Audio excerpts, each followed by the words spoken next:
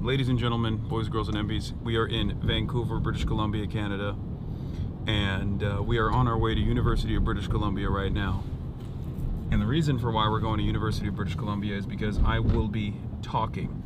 I'm going to be delivering a speech that I did not write for the Phil Lind Society, or the Phil Lind Initiative at the University of British Columbia. We are mostly going to be talking as a part of a series called America First. Hold on, I'm gonna read it out to you right now. Yeah, he's America First. Yeah, America First, America Alone, Global Politics in an Age of Uncertainty. That's the speaker series that is started by the Phil Lind Initiative in 2026. The resurgence of America First driven unilateralism is reshaping the global order. As the U.S. moves further from its post-war role as a global leader and consensus builder, the 2026 Lind Initiative investigates the evolving drivers of U.S. foreign policy under President Trump, the weakening of multilateral institutions, and the rise of rival powers like China and Russia. What happens when the world's most powerful country stops playing by the rules it helped to write, and who steps in when it does? From hard-hitting journalism and critical foreign policy analysis to political commentary and provocative art, this year's speakers interrogate the consequences of America's disengagement. Together, these conversations explore the fragility of alliances, the realignment of global influence, the future of democratic norms in an era marked by rising authoritarianism, contested truths, and geopolitical uncertainty. Whether through headlines, histories, or cultural critique, each speaker offers a lens into what a post-American world might look like and who stands to shape it. And some of the speakers, it was Thomas L. Friedman who was the first speaker for this America First. Who's that? For the chatters that don't Thomas know, Friedman I know who that is. he's a horrible neocon. And then it was Charity Whedon, who I'm not very familiar with, and then it's me, and then it's Dred Scott, Rachel Maddow, and Carlos Lozada. Thomas L. Friedman is a 3-time Pulitzer Prize winning New York Times columnist and best-selling author. Charity Whedon is a former NASA associate, administrator, and global space policy leader. Dred Scott, interdisciplinary artist and activist challenging the ideals of American society. Rachel Maddow, Emmy Award-winning journalist and host of The Rachel Maddow Show. And Carlos Lozada is a Pulitzer Prize-winning journalist and opinion columnist for the New York Times. I can't believe you're opening for Rachel Maddow. I guess you could look at it that way. The series moderator that I will be speaking alongside is Nojang Khatami, assistant professor of political science at Fordham University in New York City, born in Iran. He is an alumnus of the PhD program in political science at UBC, was a postdoctoral fellow at the Justitia Center for Advanced Studies at Goethe Universität Frankfurt, and currently serves the co-coordinator for Islamic Studies at Fordham Lincoln Center campus. His research and teaching interests include democratic theory, literature aesthetics, revolution and resistance. Khatami's current book, project, Rewriting the People, Exile and Resistance in Comparative Political Thought, examines expressions of dissent against oppressive political structures with a comparative analysis moving from Iran to North America.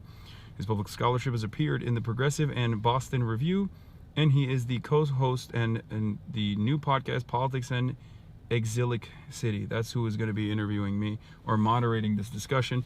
There's a bunch of questions that are going to be coming up about, authoritarianism, rising overseas. Should we be critiquing it? What should we be saying? I suspect that will be a part of the discussion for sure. And more so, American authoritarianism, fascism growing in the Western world, the failure of liberalism and multilateral treaties and what that means for the future of the world, really. So, good stuff that I'm invested in, and that's part of the reason why I'm wearing a suit today, okay?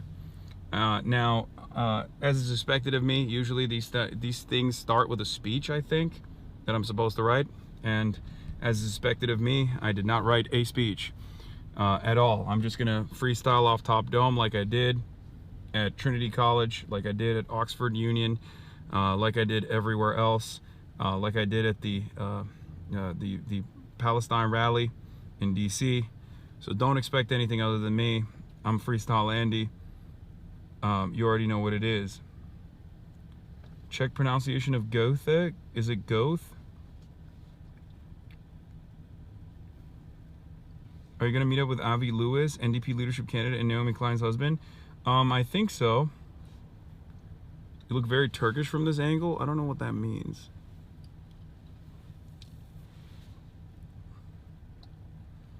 Me and my girlfriend think you look hot.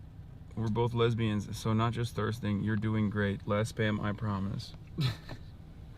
I will not be meeting up with Ryan Leternio, also known as Northern Lion, the Lion of the North, because he is very much against multilateral treaties falling apart, and as a consequence of that, as a big Mark Carney advocate, Northern Lion has decided he's putting his foot on the ground. He is no longer collaborating with any American. I'm just making shit up. Ooh, Tim Horton. Tim Hortons. Oh, a cultural institution. Have you been yet? No, have you? I've been many times in my life. Oh yeah, you've been. Yeah, because you lived here practically. You know what a Timbit is? No. What is it? A Tim Tams with coffee or something? No, a Timbit is basically what Americans, what us slop pig Americans would call a donut hole. Oh yeah. I've never been to a Tim Hortons. And But Timmy's, yeah. they call them Timbits. Le bit de Tim. Le bit de Tim. Tim's is shit. Do not go there. It is pretty trash. Tim Tams are Aussie cookies. Yeah, I know. Also true, yeah.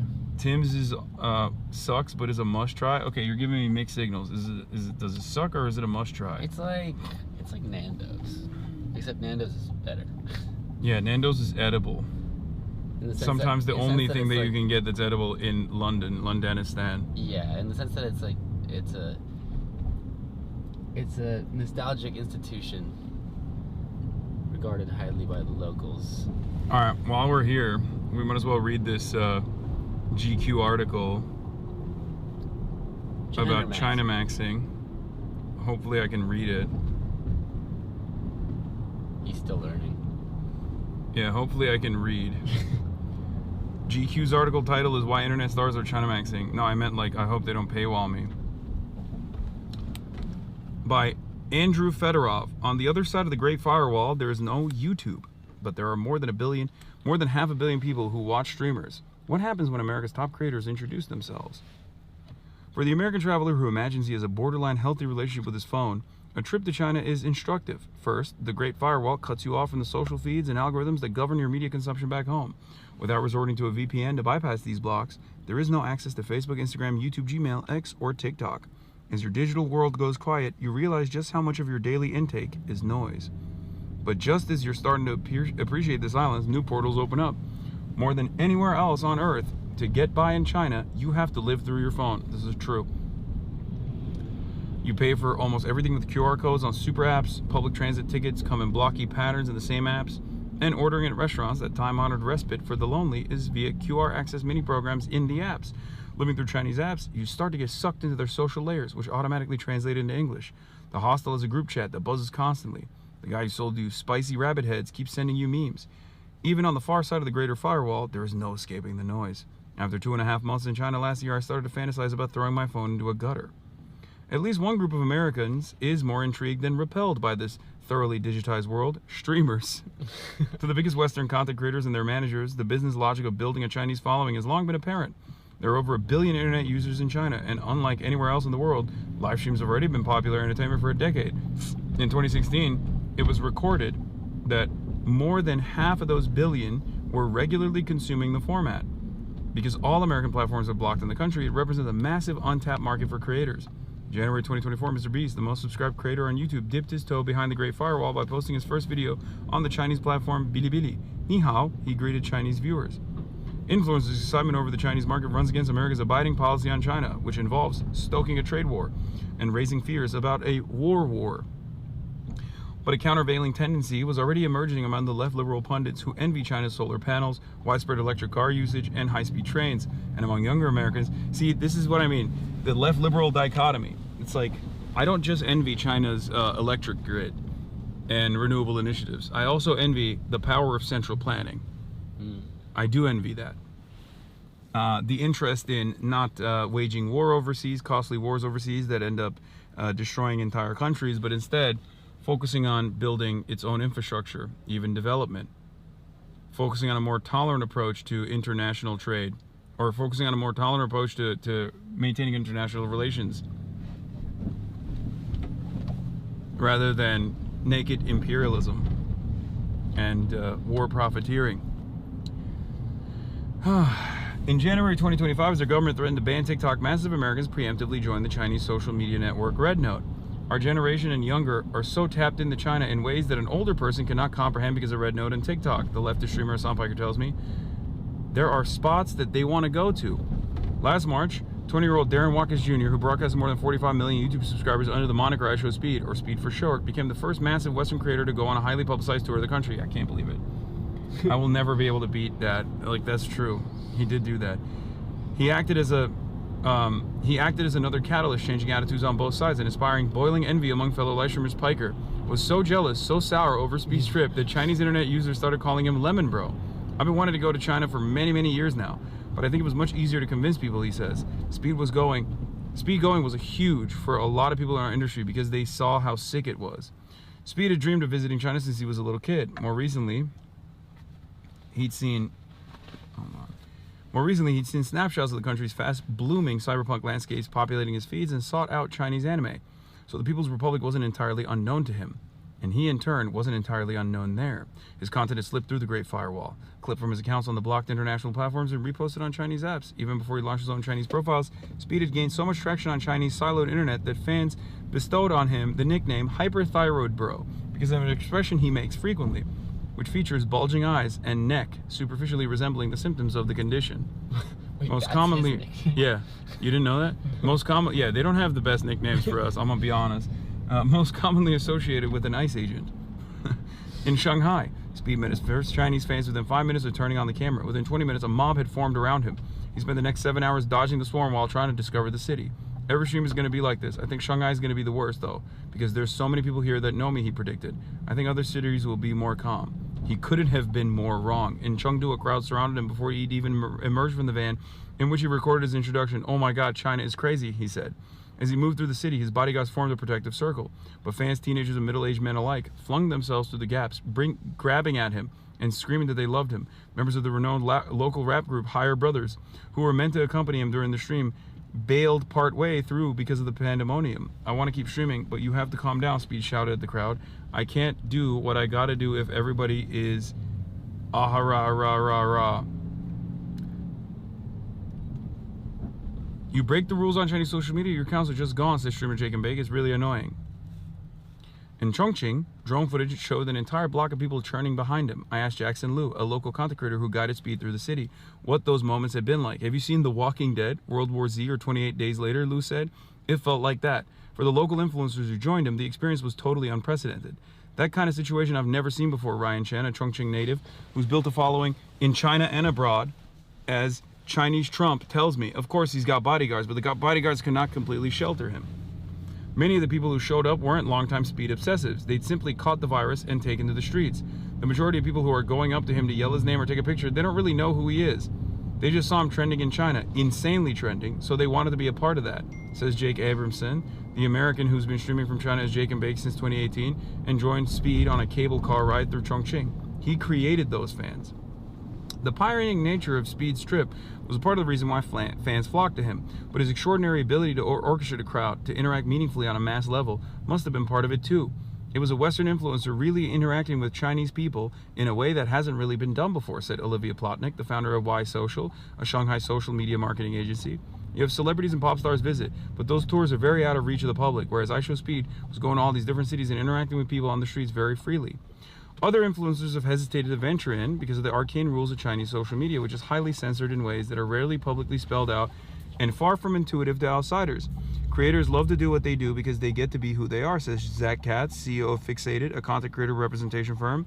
If all of a sudden there's this lens of moderation on your self-expression, does that make you want to do it more? No. For creators who decide to invest time and efforts into building a presence on Chinese platforms, a small blunder can be disastrous.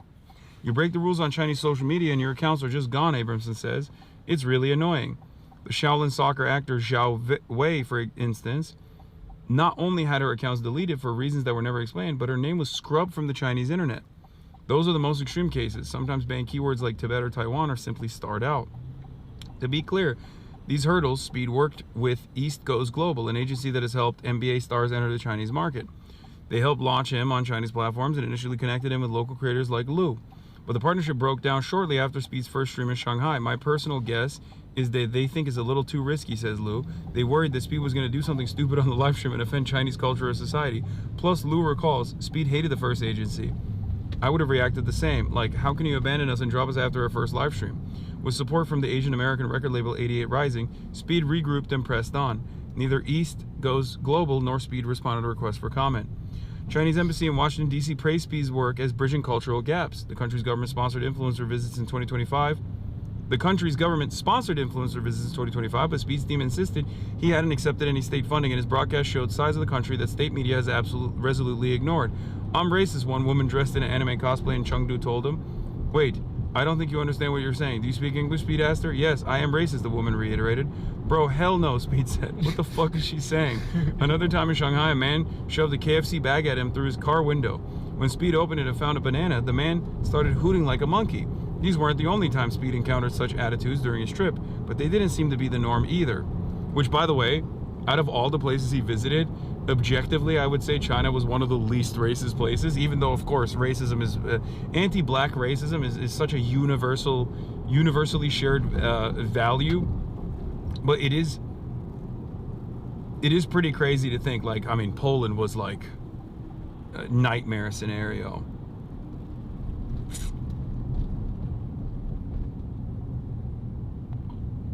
They were Falun Gong agents? Okay, stop coping, dude. Let's be real. Anti-blackness is, again, universal. It's a universal experience.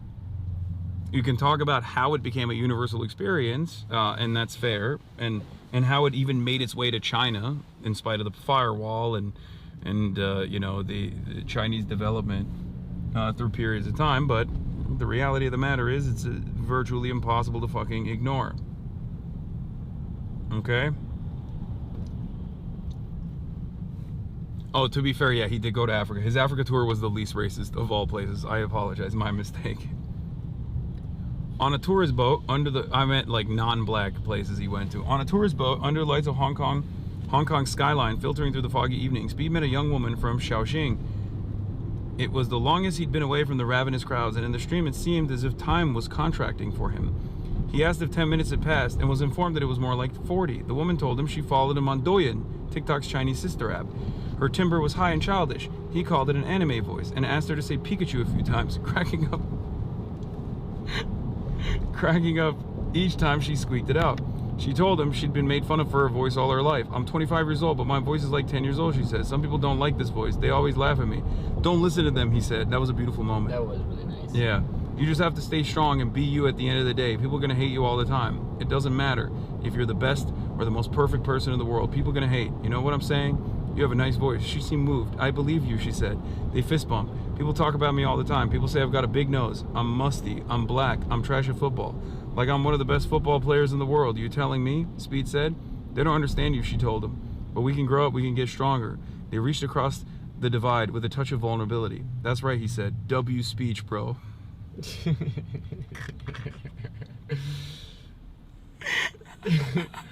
Wow. Feels strong, man.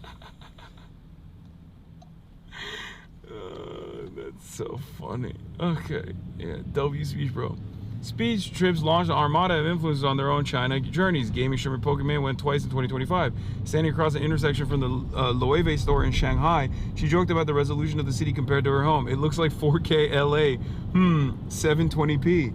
Over Peking duck a few days later, she mused, I worry that it's really great now, and in 3 years it'll be ruined by tourism. On his first day in the country, Agent 00 met Jackie Chan. Lacey and Jason the Ween, formerly of Face Clan, swung through too. Even the Nelk boys, who'd aligned themselves with Trump in the last election, were enchanted. They were nervous when they first got off the plane, afflicting, this is what I told this, I told the journalist to pursue this lead.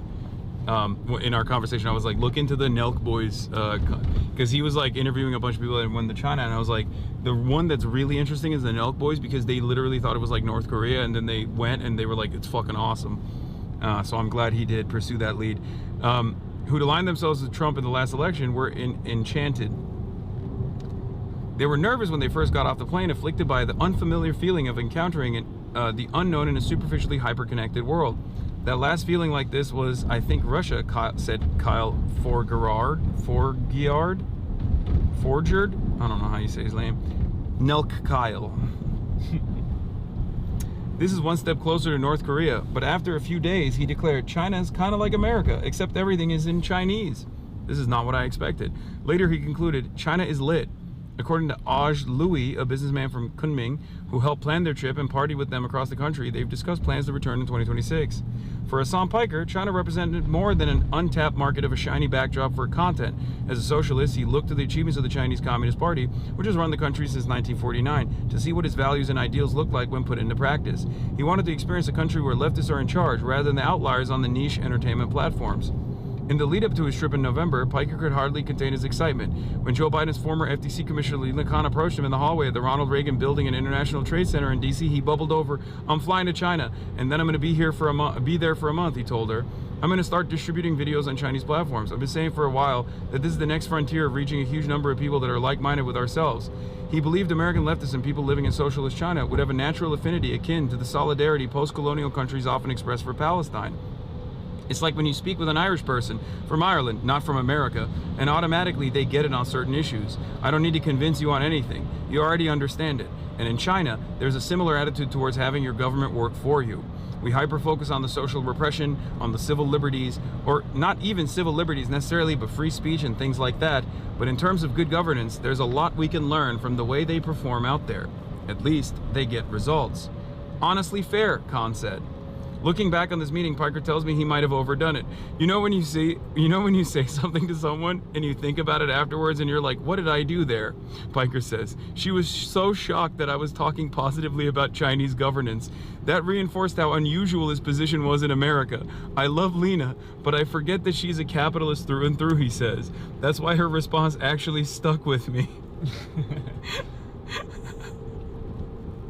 I did. I was like going on and on about how awesome it is when the Chinese government is in central planning, and I was like not receiving the reaction that I thought I would be receiving from her. And then I forgot that like Lina Khan is the pure like trust buster from a purely a capitalist perspective. Piker isn't entirely starry-eyed about the Chinese system. I'm a political commentator, right? I would not be able to do what I do to the same degree in China, make no mistake. I probably could do what I do in China with respect to every other country. But if I had the same gripes that I do with Donald Trump, for example, with Xi Jinping, that would not work. Luckily, that wasn't among his problems. On his second day in Beijing, Piker woke before sunrise to stream the same sort of commentary he delivered from his home in LA. In my heart, in my soul, in my mind, in my conscience, I have already become Chinese, he told viewers, before turning to his first impression of the country. It's fucking sick, okay? You have abundant style consumption paired up with centrally controlled economy and economic system that has yielded tremendous development. You have 1950s Soviet-era building blocks next to the Gucci store. If there was ever a country that represented the synthesis of the things I enjoy so much personally, if ever such a country existed, I do not know. When he wrapped the commentary portion of the stream, he and his 10-strong crew of influencers and facilitators made their way to Tiananmen Square to witness the flag-raising ceremony. It was just above freezing out. His friends were bleary-eyed and cranky. I'm somewhat of a vampire where I stay up super late, and we had to get up at 5 a.m. to do that, recalled Will Neff.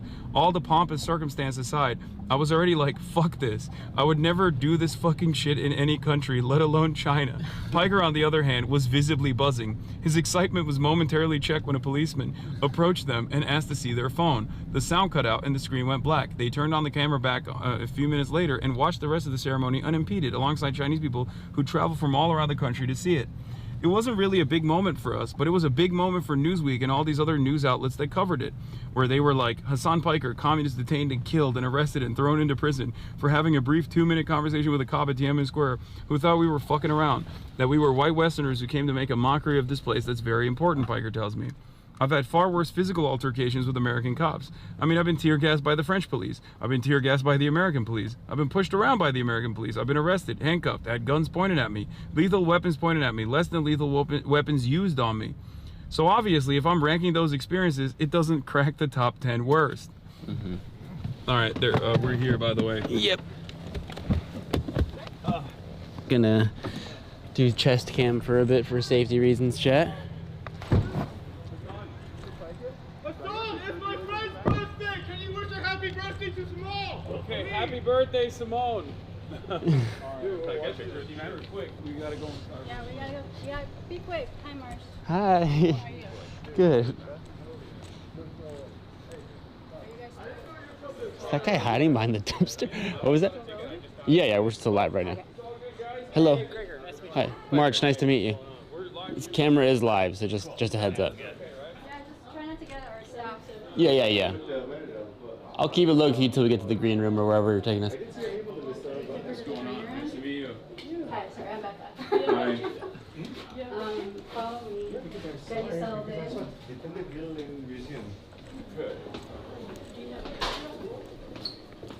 Hello. Hi. So you're right. Oh my God, you got Timbits. Oh, hey. Been listening. Oh, wow. How did you get those so fast? That was like 5 minutes ago. Is there a Tim Hortons on campus, to be honest? Yeah. Wait, there is? Oh, shit. Can I show this room? We heard you guys. Is this room fine to show? Yeah. Okay, cool. Yeah, just try to avoid staff.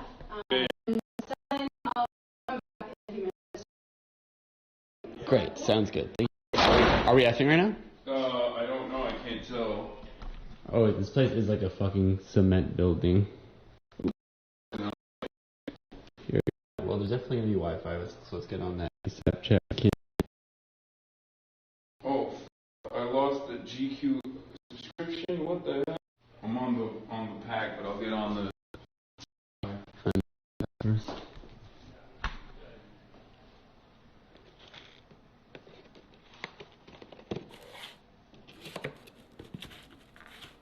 Oh no, that's the wrong one. Canada slot.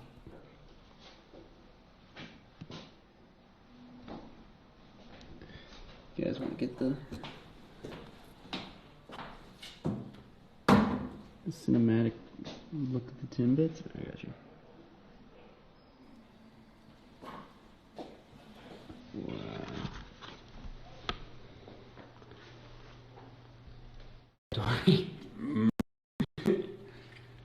Now to say that again, how is it? It's delicious. It's I'm gonna prop it up real quick because I had to meet with the AV team because they wouldn't let me put me some shit. okay. So I'm gonna put it somewhere. You sit here. Sure. Wherever you want. Oh, one of them has a creamy filling. Oh, Wait, this is a genuine reaction. that one's fire.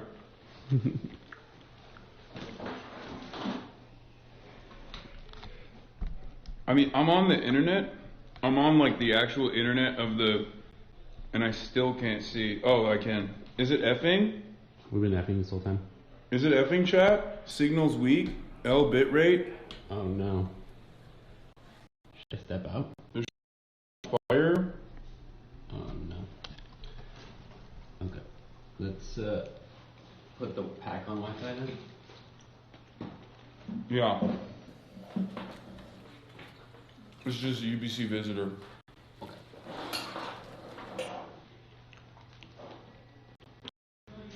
Party yet? No? I don't think so. I don't know how to do it on this. Fuck. I'm trying to see. We're kind of cooked. Trying to see how it looks. If not, we can step out. How bad is it? I'm trying to see that right now. The glitch. This one is like, this has got a little cut in it. Okay.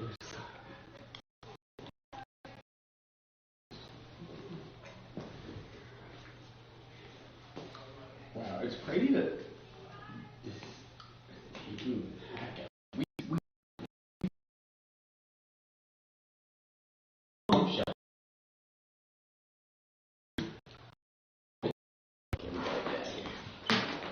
I'm gonna go for a little walk. Door? Opening the door is not gonna help out. Okay, go test it out there real quick. Alright, Chad, we're going for a little walk. I'll let you eat all the Timbits. Okay. To see how we connect to the Wi-Fi on the bag. Did we see a visitor? No, I meant like on the hardware Okay. that we Oh, okay, have. you're in. Yeah, Sorry. yeah, we're back out here. It's just that room. Pretty universal. Like out here we're good. Oh, we're here. We're good out here. Yeah, it's just the room is too. That's good. Too Yeah, we have intimate. a crazy stadium backpack. It's actually quite impressive. We were inside of a Chinese bomb shelter. And we're able to stream just When fine. we were able to stream totally fine, yeah. But the dressing room, yeah. Also, for many layers of concrete, it will resemble the bomb shelter. Yeah. Hello. From If you our want like more perspective. privacy, this space is where we'll be later, and maybe the. Oh, we have to We're get. just doing a trial to figure out where the connection's best. Yeah. Hello. Hello. Nice to meet you guys. Yeah, welcome to Canada. We're gonna be doing a interview here. Yeah, I'm Erica. Nice to meet you. I'm going to be Nice to meet you as well. grilling you just like. Hell yeah. That's crazy. Those are the chairs we're gonna sit on? Yeah. Oh no, I'm gonna have such a hard time. I'm wearing. Here, go I ahead. normally don't wear suits. Okay, Um, here, I don't really sit. I perch. Like Okay, I- I'm gonna perch too. How long is the interview gonna be? Oh, you're live right now, by the way. Oh, I'm okay. 20 minutes. Yeah. Okay. Yeah, I'm gonna perch too. I'm gonna be like, that's it. Looks I'm good. gonna just be squatting the whole time. Well, and the frame is sort of here up. So, Okay. yeah. Cause see, the pants are a little tight. You see that? Did you get a shot of that? I did. That's what- Oh, I've been getting that all day. Yeah, pants are a little tight. So, like, you put a phone in there, and it's just like, might explode. So we're better in here. But let's figure out how to put this thing on Wi-Fi. There's definitely a way to put it on Wi-Fi. But yeah, how big is the space? The venue, the main venue, is 1,400 seats. Oh wow, and it is sold out in like 3 minutes. Yeah, we almost crashed the website. So That's crazy.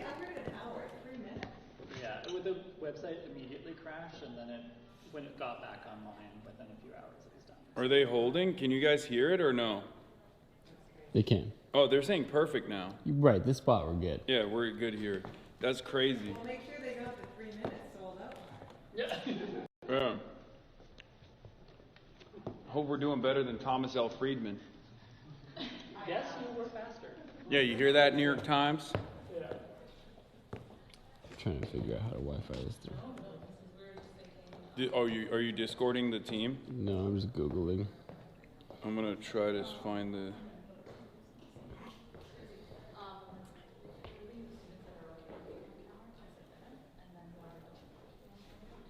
The problem is I need to go meet with the AV team super Yeah, quick. you can just leave me with the camera here. Hold on.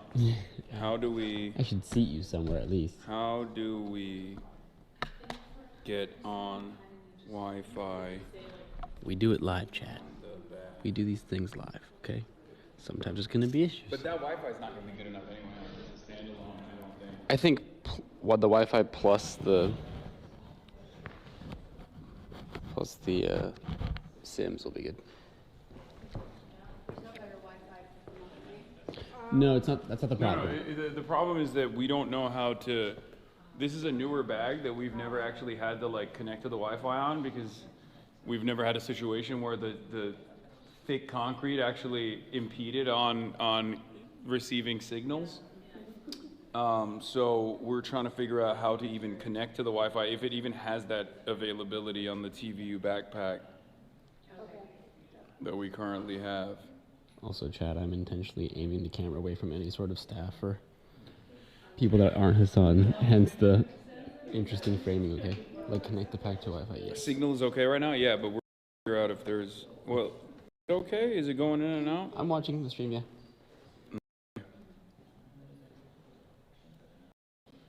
It's pretty cinema right now. That's what we're saying.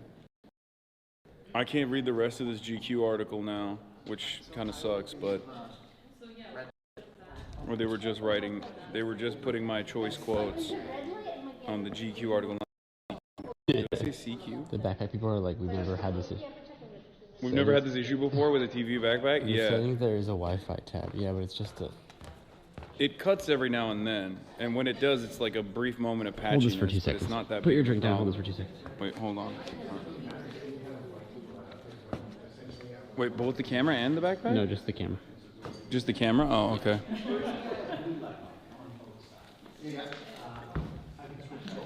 Oh. Almost pulled the camera off. I don't think there's a way to do it. Is he saying there's a way to do it? But it's just QR codes. I'm just going to send him a picture of what I'm seeing. Okay.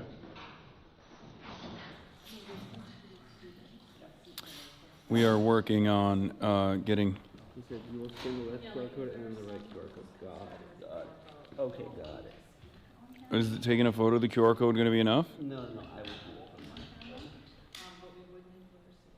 on mine. Okay. Just scan the left QR code and the right. Yes, sir. Hold on. I have to have this weird angle, chat, unfortunately. We did this in a bomb shelter. This is the difference between 5'11" and 6 foot. Okay. You're 5'11", I'm 6 foot. Oh.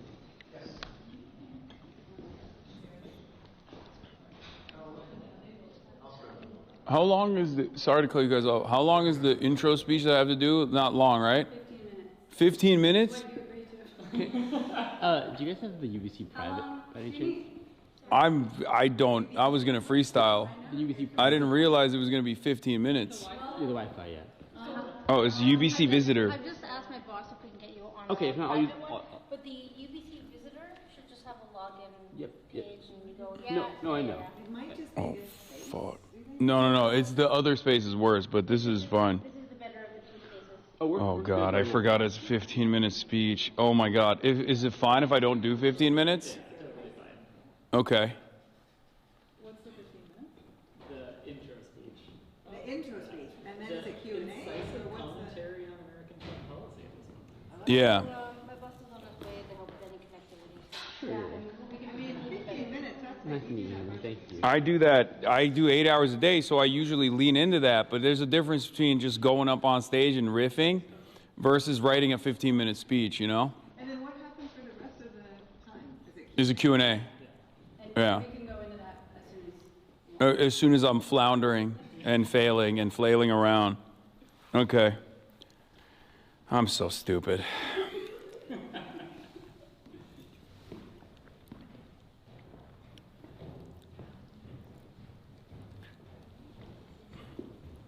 Is it still, are you still?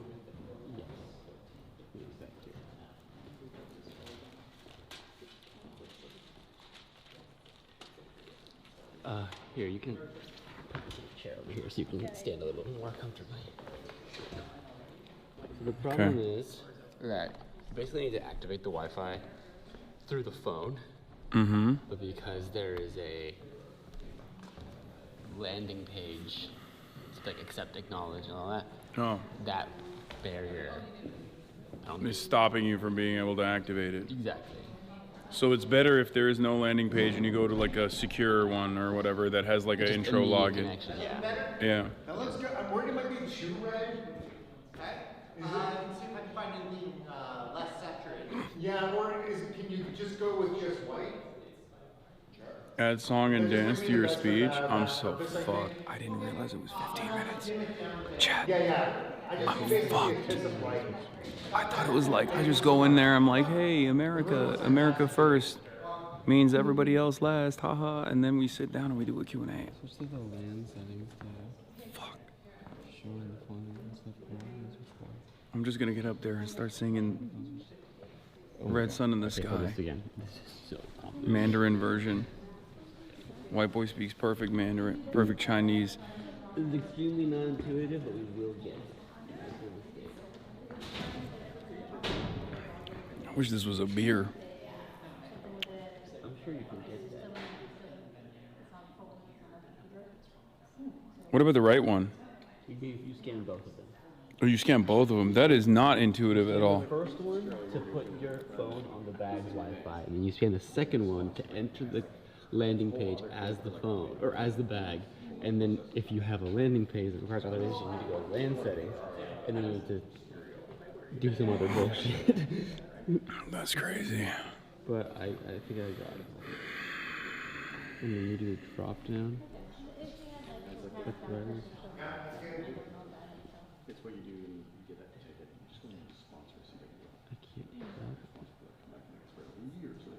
that. We're ready for you. Just read chat. We got you, bro.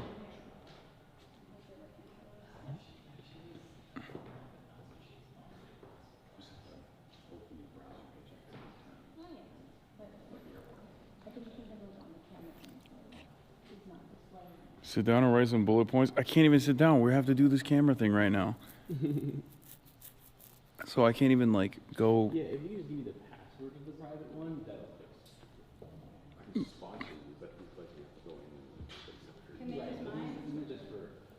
Okay, well, hold on. Let's mute the microphone before, or let me leave. We're not gonna say any passwords on this. Yeah, don't say anything right now. But yeah, why don't you just go with Okay, March is gone.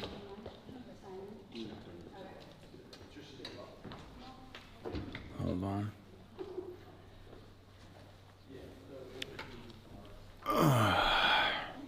Look at the bag. Oh. That's crazy. It's too heavy. Normally we don't use this arm as much. We only use the arm when it's stable. So yeah, I have a 15-minute speech that I'm going to be delivering, which is not going to be 15 minutes, let's be real. And then after the 15-minute speech, that is not 15 minutes, we will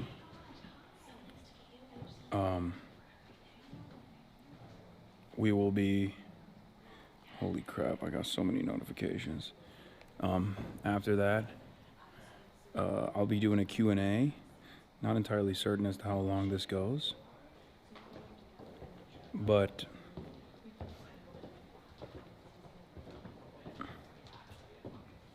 you look like the worst bodyguard.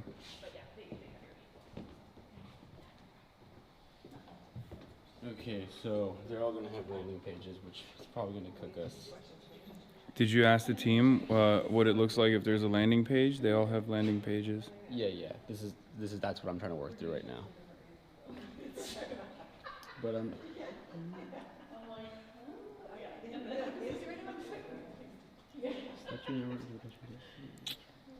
Oh, he sent the PDF. I'm currently doing that. Oh, okay. All right.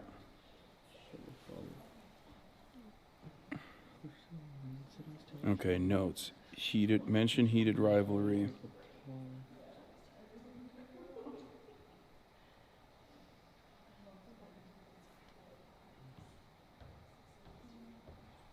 Timbits.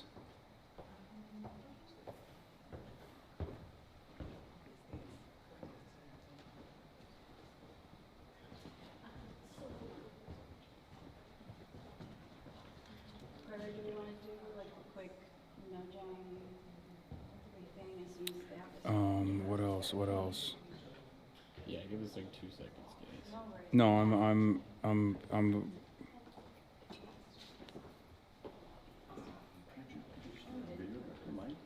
Yeah, I just need a second. all right, you guys talk it out. Powerful middle power alliance. Should Canada lead a global middle power trade, security, and digital alliance? I would touch base on that right now. Middle powers can develop sovereignty through cooperative agreements against the domineering force that has been America, the driving force behind the New World Order, the liberal internationalist order that is currently falling apart. These middle power alliances would do best to recognize Well, it's stable in here. Okay, well, let me try to get this.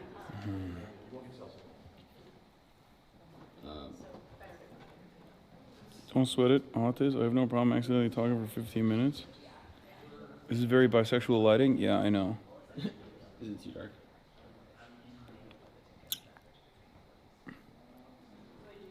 Tom Freeman got a comfy chair, L amount. No, I have the same stage, chatter.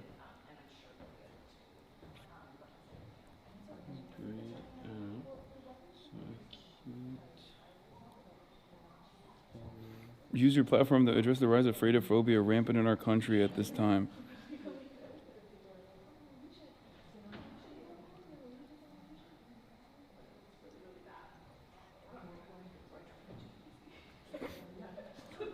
Tell the Economist joke, dink donk.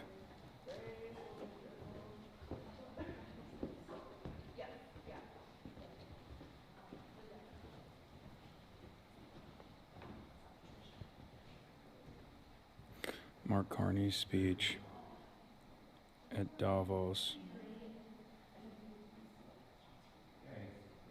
was supposed to Waiting for them to reply. Signal. Yeah, that happened to me too earlier. Okay, good. So I'm not alone. You just gotta tighten it a little bit. Was supposed to signal.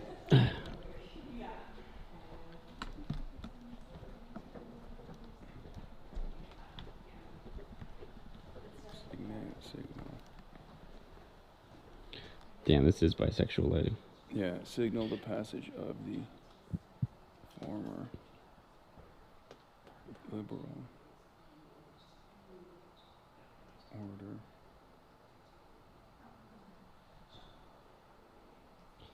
Let's go check how the stream's doing. Hey, stream's stable. Much like the fascist movements of the past. And then I throw in the Gramsci quote. The old world is dying. A new world struggles to be born from the ashes. Now is the time for monsters. Is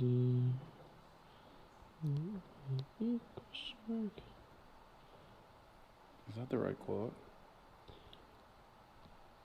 Because it takes over my Wi-Fi to the bag's Wi-Fi when I'm trying to connect it. I can't talk to the Discord guys when I'm actually attempting it. So I have to get an answer from them and then go in and try it.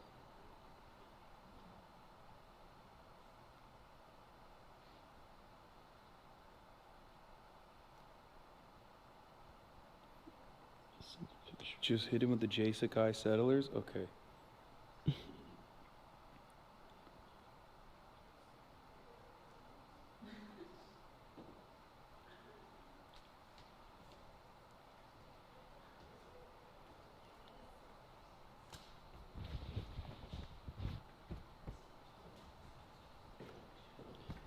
Enable captive portal if you have that option. It's so funny. Chatters are literally trying to... I know. Yeah. I promise you guys what we're dealing with. It's because the package is running when I turned it off. Okay, cool. Should be able to do it now. Hold this again. Got it. It's like, I promise no chatter has experience. You met me at a very Thing that we're doing bisexual right time in my life. How are the chairs on the stage? I don't know.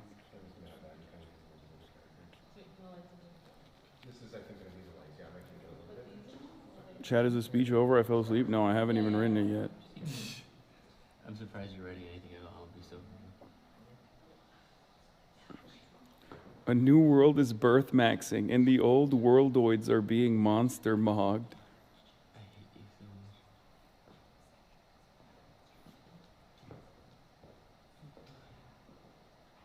Please connect.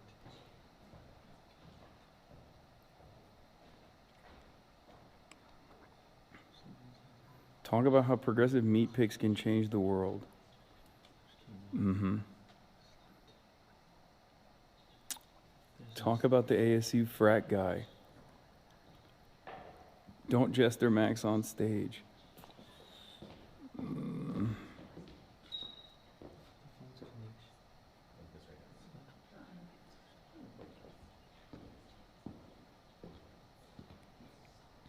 don't have a team to write this shit for you, dog?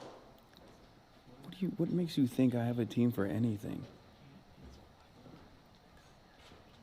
How's it looking? The UV team just needs your key stream Yeah, for stream key. Oh, yeah. Do you want to try that? for what reason?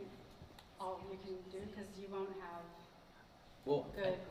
I think we'll have, if the room is open like this, we should have connection, It but won't be good. I can promise you that. we have like 8 SIM cards in there. I'm pretty sure it'll be... He can go test it. He can go into the room right now with the camera. Yeah. Not show anything. Yeah. Let's go As long look. as you don't get any in the audience. Yeah, I'll test it. Let's go look at it. Yeah, you want it? Well, you stay. Okay, I'll stay here. I'll Yeah. sure. I mean, oh wait, as soon as you got up, it went green screen. Okay. Yeah. And can we pull you aside for Yeah. just checking in with our moderator? Okay, chat box, I'm taking you. Sorry. I would love to get this till the moment you walk out, and then you ingest swap on stage. But that might be too crazy. Yeah, I think we're good now. Oh yeah, they can hear you. I can hear you. You don't believe I got 105 millimeter. We were just discussing how impossible this would be to film with just like our phone. I mean, not phone. Our hand cam setup. I disagree. And March disagrees with me, and he thinks that we could do it. One lav mic, one reserved seat in the middle. This is much larger of a crowd. Cheeks right now too. Hold on, just stay right there. I can just look online. It should be working.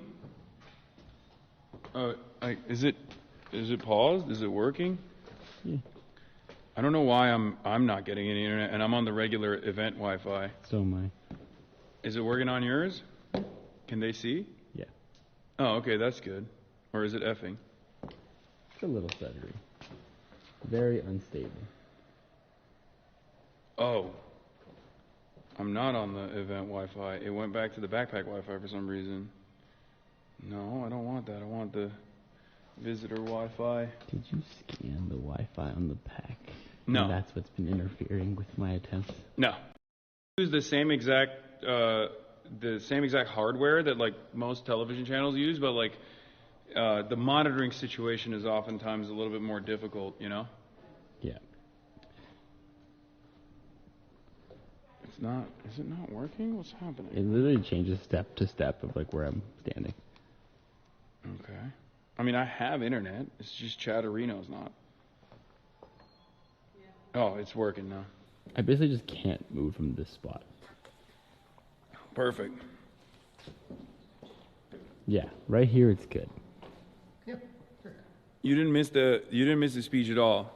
Yeah, Super speech is unstable. Can't take bro seriously with a suit. Yeah. Oh, also, I met some people. I met some fans. Some of you guys that are normally in the chat. And earlier when we were trying to figure out how to like put the feed that you will get that you saw, and they immediately clowned on me and said, "Nobody wears suits in Vancouver. What are you doing? You look like you're 40. You look like a drunk uncle." Just lasered me, just peppered me with commentary. And it's the one time that I wore a suit. I normally never wear a suit. I never wear a tie, even if I do wear a suit every now and then. And it's like a unique suit. This is the most like clean-cut, normal outfit that I've ever had. And I got absolutely destroyed. And I was like, I immediately shifted the blame onto you guys. And I was like, well, I wore this because like chat told me. And then they were like, why would you ever listen to chat? Which, again, that's like, yeah, why would I ever listen to chat? Devastating maneuver. Oh, this? It's just the lining of the pocket. So, you know, I'm cooked. I'm cooked. I'm cooked.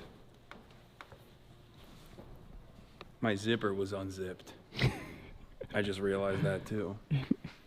This is L after L after L.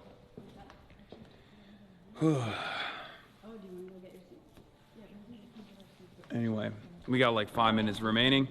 They're going to do an introductory speech, or not an introductory speech. They're going to intro me. They're going to intro the moderator. The moderator's going to intro me. I'm going to go out there. We're going to flip it over. We're going to flip it over to the regular live stream. You'll see us on the regular live stream. And then after that, we'll say our goodbyes and we'll peace out. And then I will do the CBC interview and Q&A with the student fans. So excited for all of that. There will be a Q&A portion. Most of it is going to be Q&A. There's like a small, brief introductory speech where I'll come in, you know, and paraphrase a bunch of quotes from much more intelligent people than myself and butcher them and slaughter them.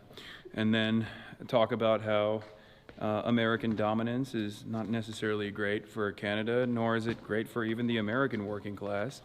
And that as the world struggles to find an alternative, I think there are some countries that have focused on their own personal development. Countries, of course, I'm referencing to, such as China. And I'll talk about how I think middle powers, as Mark Carney referenced Canada and many others, have a unique opportunity to go against American hegemony in this moment, not as an act of defiance. What is that? Open presence. Thank you for the 100 gifted subs, Jesus Christ. Not as simply an act of defiance against anti-imperialism, but an act of sovereignty in order to maintain national sovereignty, in order to maintain their cultures, in order to make sure that their citizens don't get the worst end of the bargain, as they have been consistently with American international trade engineering. There are numerous initiatives that are at play right now, whether it be the BRICS nations, but the EU could be a very strong contender as a powerful bloc on its own against the American hegemony. And I think now is the time for self-preservation for these middle powers. Why are you spoiling the whole speech? I'm just literally freestyling right now, so I'm trying to figure out where I will go from here. Pre-watched. Yeah, hopefully I'll be able to remember all that, or just say all of that. Just pull up the VOD if that happens. Yeah, I'll just play the VOD. I'll be like, here, this is what I did say. Hopefully I don't just like break when I see this crowd. People are coming up to me like, are you nervous? People have been saying you're nervous. I'm like, maybe. Pre-speeched.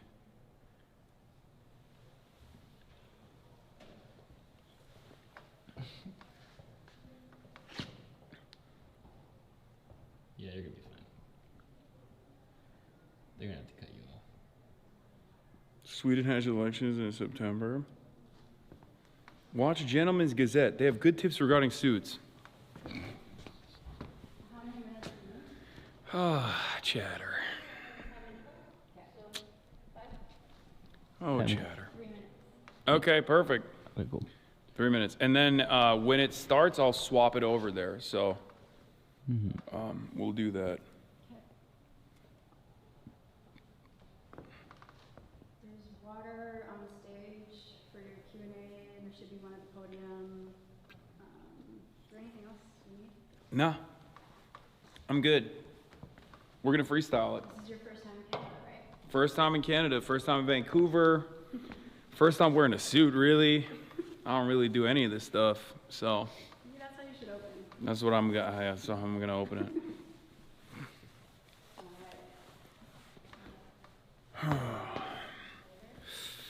If only I smoked cigarettes still, this would be a good time. I would hit one right now. Inside the.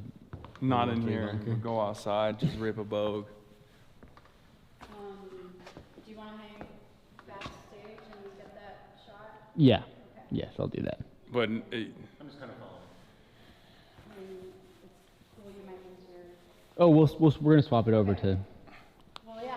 oh, we're Okay. moving. Let's All swap. right, everybody. I'm swapping it over to the main ingest, so you guys can actually get a feel for the crowd to the best of your ability. You'll be seeing me in a little bit. I'll be live.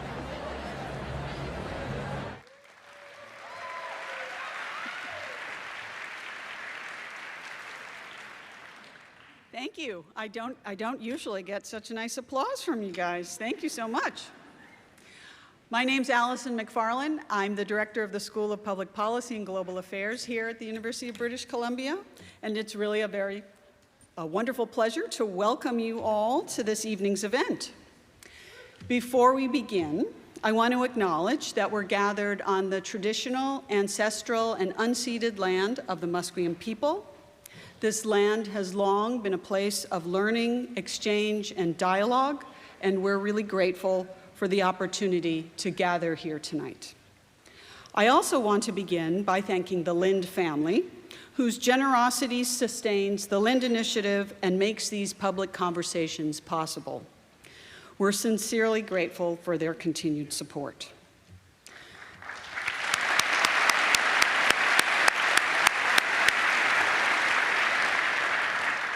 So, for those of you who've joined us before, welcome back. For those of you who are here for the first time, welcome.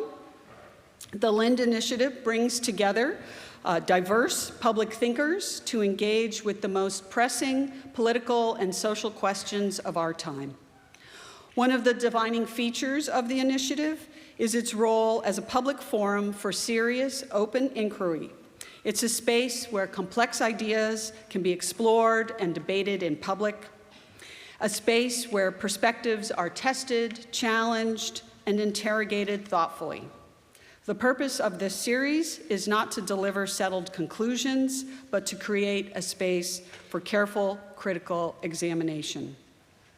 Against the backdrop of our current political climate, marked by polarization and increasingly siloed forms of public discourse, this mission feels more important than ever.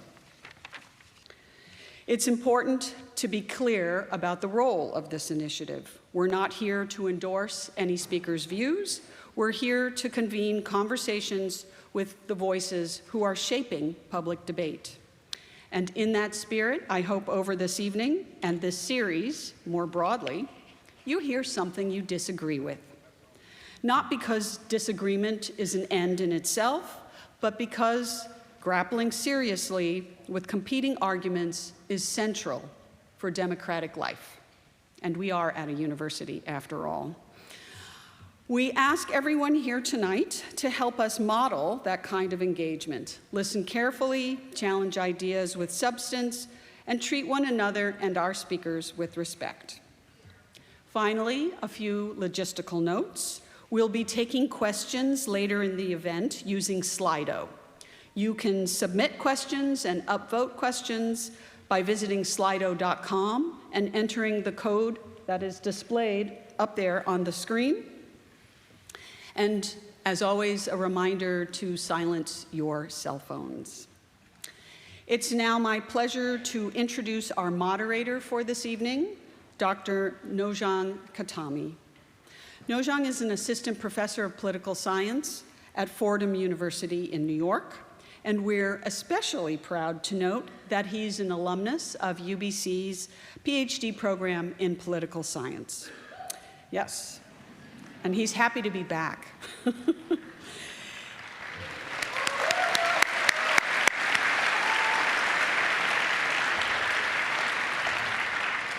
His research focuses on democratic theory, resistance, literature, and revolution, and his forthcoming book project examines dissent against oppressive political structures from Iran to North America. His public scholarship has appeared in The Progressive and the Boston Review, and he's a co-host of the podcast Politics and the Exilic City. We're delighted to have him back to campus to guide tonight's conversation. And finally, our featured guest speaker this evening, Hasan Piker. Hasan Piker is one of the most prominent political commentators of the digital age. A widely followed creator on Twitch, he reaches tens of thousands of viewers daily, engaging a large and politically active online community in real-time discussions of news, policy, and global events. His perspective has been shaped by firsthand experience with democratic backsliding and authoritarian politics in both Turkey and the United States. His work represents a new form of participatory political media, blending commentary, activism, and community building in ways that are reshaping how younger generations engage with politics. So please join me in welcoming Hasan Piker.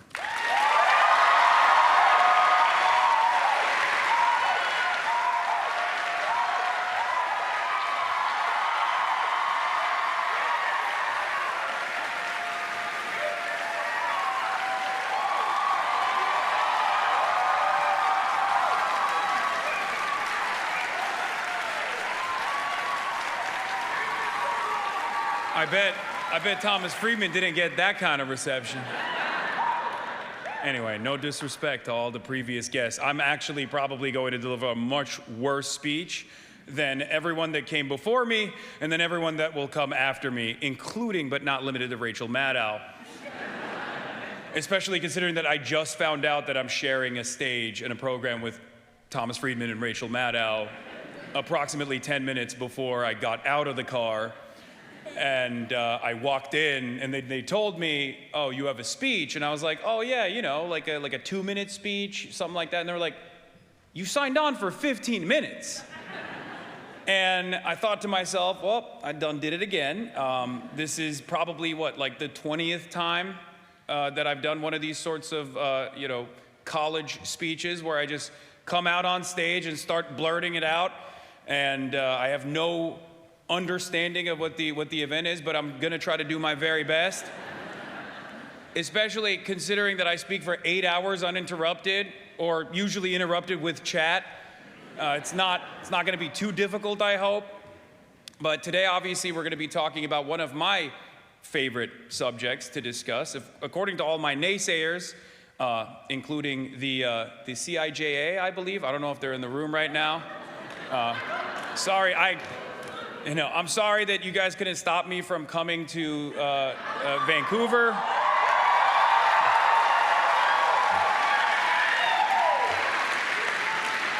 But I'm gonna be talking about one of my favorite subjects, according to my haters, which is America bad.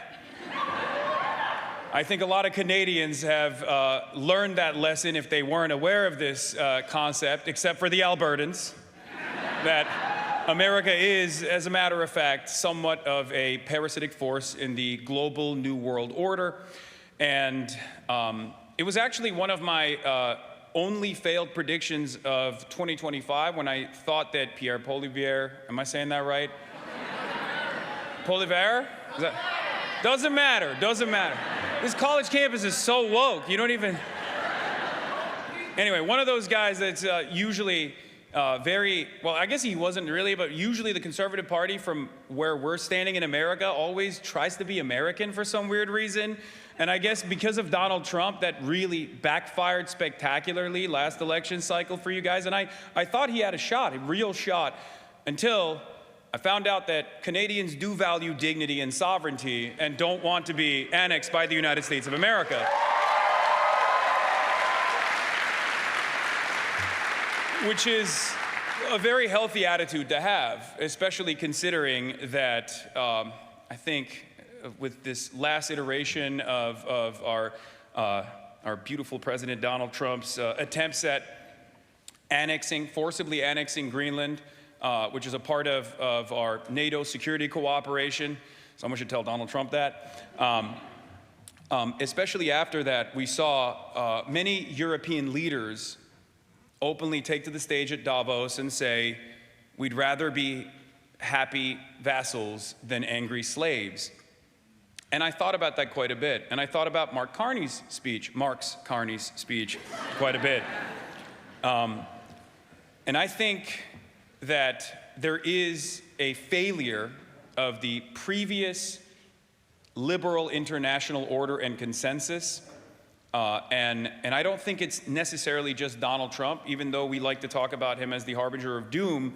The reality of the matter is these systems have been collapsing for quite a while. If you're in the third world, if you're in a developing nation, you already know exactly what it's like to be on the receiving end of endless amounts of bloodshed and domination. Now, of course, people of my political background have been talking about this for years. Lenin was one of those people that talked about it quite a bit. Imperialism being an absolute necessity as a global capitalist order, as profit rates have a tendency to decline. And we've seen this endless militarism and endless domination in the global south, in countries that are in the periphery, at the behest of super profits for international capital.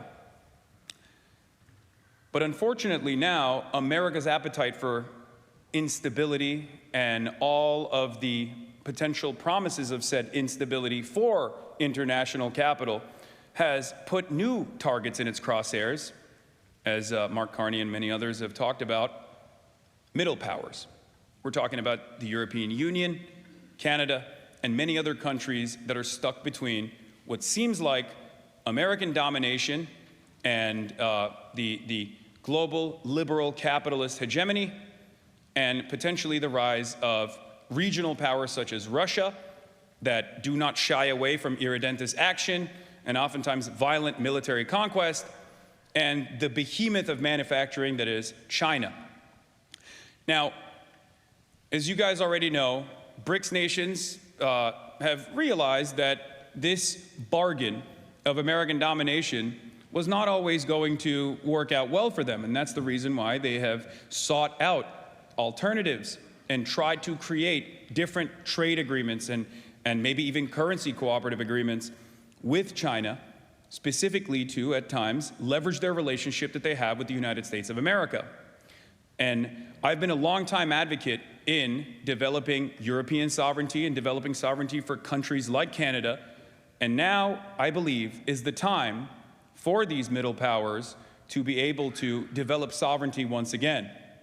And I fear that if these countries don't do it, specifically Canada, I worry that American domination will at first look like the tariffs negotiations that Donald Trump has seemingly haphazardly thrown around, and then, and in the worst case scenario, complete military annexation. Now that might sound terrifying to you guys, but we have the most peaceful option ahead of us, at least for the time being, because this growth that we are seeing, this change, this nuclear option of trade, this destruction of international agreements that America was not only the safeguard of, but also the architects of, are coming to a close. What comes next is up to all of us. And by that I mean not just international capital, capital owners of different sorts, petty bourgeois, small business owners, mom and pop landlords and the like. I'm talking about you, the people, the workers, you who comprise the masses.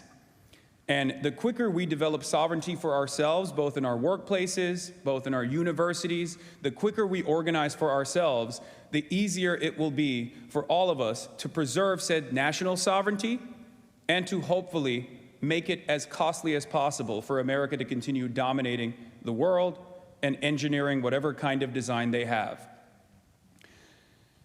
I saw a piece of this in action when I went to Minneapolis, because American domination has often put its crosshairs on developing nations, as I've talked about before, Iraq, Afghanistan, as recently as we saw in Venezuela, where the American government kidnapped the leader of Venezuela and his wife and is facilitating a mock trial, a sham trial at this moment. You don't have to love the Venezuelan, you don't have to love the Venezuelan government. You don't have to be a communist or a socialist to recognize what that says for the international order, which was something that many European and even Canadian partners did not recognize initially as they celebrated this action, only to receive the exact same type of lack of autonomy when Donald Trump put his crosshairs on Greenland. It shouldn't take for Trump to go after a white partner country in Europe, a NATO partner country in Europe, for people to wisen up to our grand design. And when I say our, I'm talking about the American government.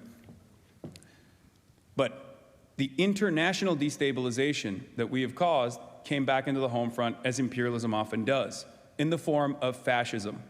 Just as fascism arose from the failures of liberalism only but 100 years ago, the new wave of fascism is no longer seen as a revolutionary movement, but instead a movement away from liberalism. The American Republican Party is now transitioning away from a liberal conservative party to a fascist party. And as fascists often do, they are invested in domination and cruelty for cruelty's sake. And the reason why I brought up Minneapolis, Minnesota, and my experiences there is because, as of today, Tom Homan has decided that they are retreating the ICE occupation that unfolded in Minneapolis, Minnesota. And the only reason, yes, and the only reason that happened was because the people got together, they organized, and they protected their neighbors. And while there was tremendous cruelty, kidnappings taking place on a daily basis, and community defense, and people that got shot and killed like Renee Good and Alex Peretti, rest in power, the people did not stand down under minus 35 degrees Fahrenheit. I don't know if you guys use Fahrenheit here. Minus 35-degree Fahrenheit weather. It was very cold. 60,000 people got together and did a day of direct action, somewhat of a general strike. They call it a general strike. It's not the same as the traditional general strike, but there was a day of action. Small businesses from the community also participated in this blackout. And in the aftermath of all of this participation in community defense, ICE was forced to back away. This is the most peaceful option.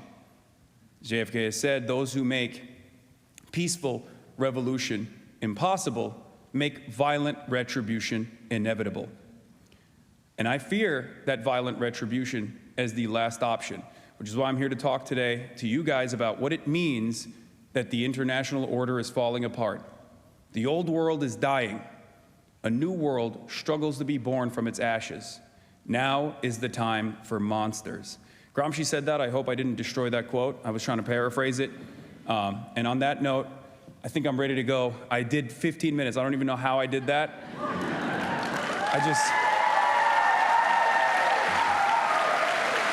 But yeah. Okay, should I just go sit down? I'm gonna do that now.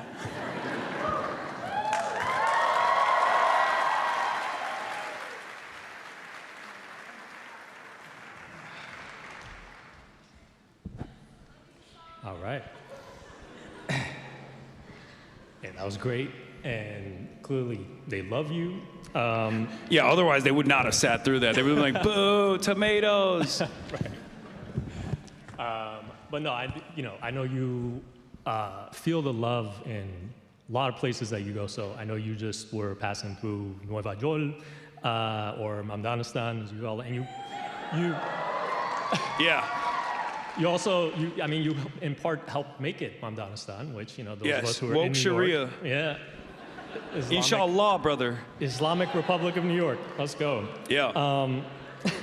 So, there's a lot of love everywhere you go, and I think a lot of people, young people especially, I got tons of students at Fordham University where I teach, and also a lot of students, former students here at UBC who are just so excited about what you do, right? And the fact that you are this massive, prominent voice on the left, it means a lot to a lot of people.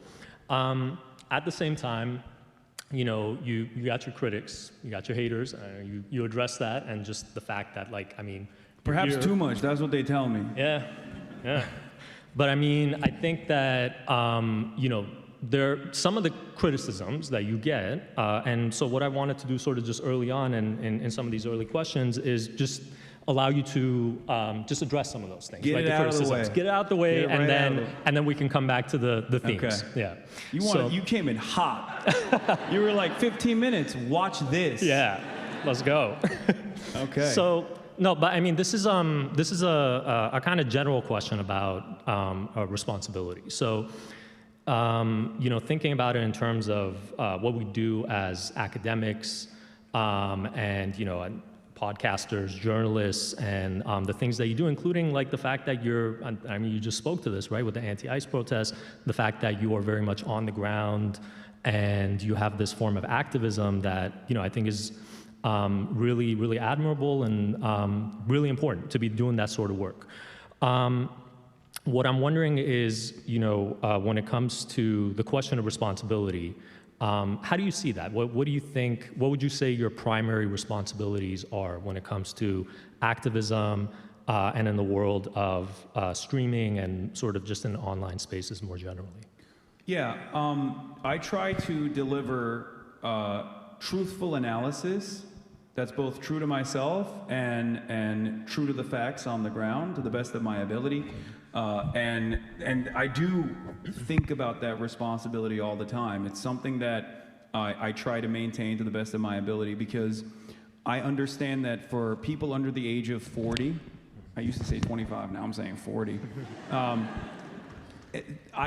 lot of people see me as their primary news source, something that's open, something that's on in the background throughout their day.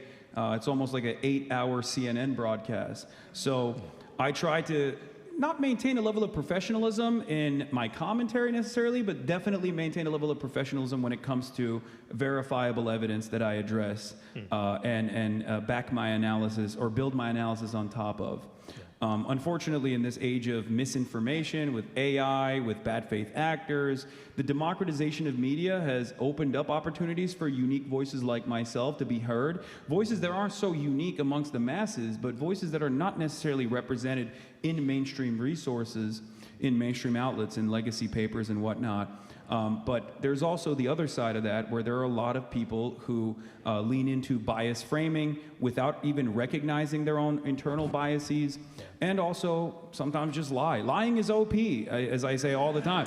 Like, people, you would be shocked if you are unaware, if you only get your news from, I guess, CBC, or that's what people, oh damn, not a lot of CBC fans out here, okay. Well, regardless, if you're only like reading The Guardian and New York Times, I mean, those are biased. They have different biases as well, but overall they have an interest in trying to maintain a truthful compass to the best of their ability. Sometimes they lean too much into the State Department side of things, for my taste. But there is a whole world out there of people that take advantage of this information vacuum and just kind of make stuff up in whichever way they see fit. Right. And I try to combat against that to the best of my ability as well. Yeah, again, just real sort of testament to the importance of the kind of stuff that you do, right? So there's also this lingering question a lot of people, have been wanting to ask. And so you've been very clear that your criticisms are, when you talk about Israel, for example, that your criticisms are aimed at the Israeli government and not Jewish people in general. And I know that you have many Jewish followers who agree with you on a lot of core issues, right? But even among those who agree with you on the issues, there are some that say that sometimes the way that you express that or the language that you use is, for some, it's not productive. And so I wonder sort of how you think about that trade-off and, how you approach it. Yeah, I mean, this is a question I get all the time.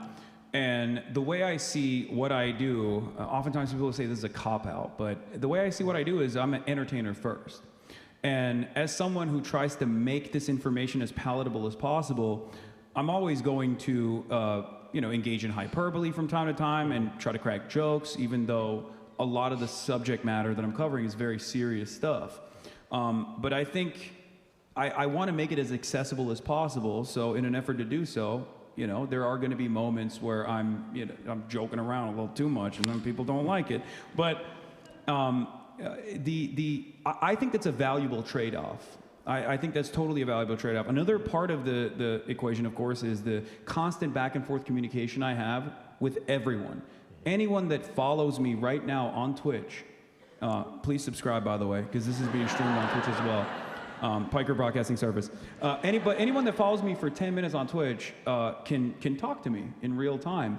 And whether I have 300,000 live concurrent viewers or 30,000 live concurrent viewers, I'm constantly monitoring chat to such a degree that anytime there's a journalist in the room that's covering what I'm doing, they're like, this is the most insane thing I've ever seen. How are you paying attention to anything that's going on? And I have this free flow back and forth communication style in my coverage as well that I bake into my coverage as well. And that creates a unique opportunity for bad faith actors from time to time to really piss me off. I mean, you're a lecturer, it's you, I'm sure you have bad students sometimes that are just annoying. You know what I mean? They come up to you, they're like, nah, that's not what happened actually. I know better. And you're like, I'm your teacher. It does happen. Now, of course, there's professional safeguards there, but sometimes, imagine if you could just, mute one of your students. You know what I mean? Yeah. Yeah, it's awesome. You should try it. You put them in the dunce corner. We got online classes, virtual classes.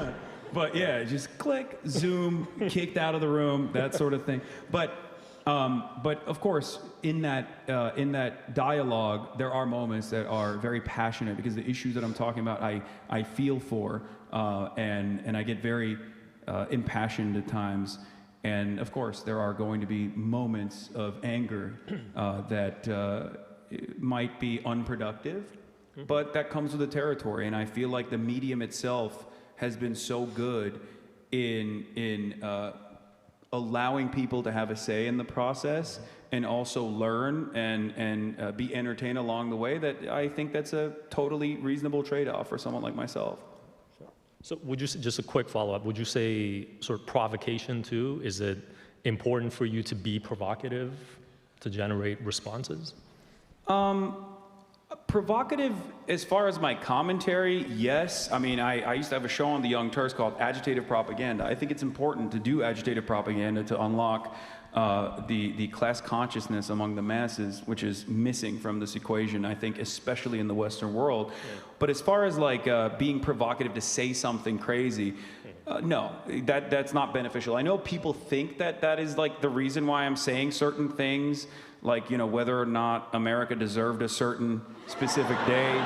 But no, that's just coming out of me sometimes when I'm just really angry. But you know what's interesting is, in my experience, what I've found is that other people also share that same resentment. Other people also share that same anger. So when I'm yelling at like a transphobic person, for example, I don't even know if I should say what I yell at them, but or like a white supremacist racist, or someone who's, you know, denying the genocide in Gaza. Sometimes there are moments where I lose a little bit of control, and you know, then I get a 7-day ban. It is what it is. But that's not deliberate. There's no like, if I had the option to not have those moments, I would choose not to have those moments, for sure.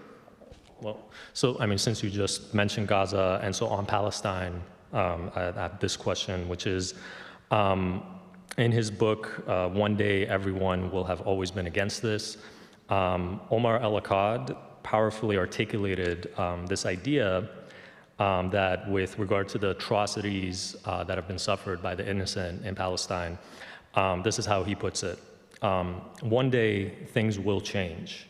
It is not so hard to believe, even during the worst of things, that courage is more potent than contagion, that there are more invested in solidarity than in annihilation, that just as it has always been possible to look away, it is possible to stop looking away.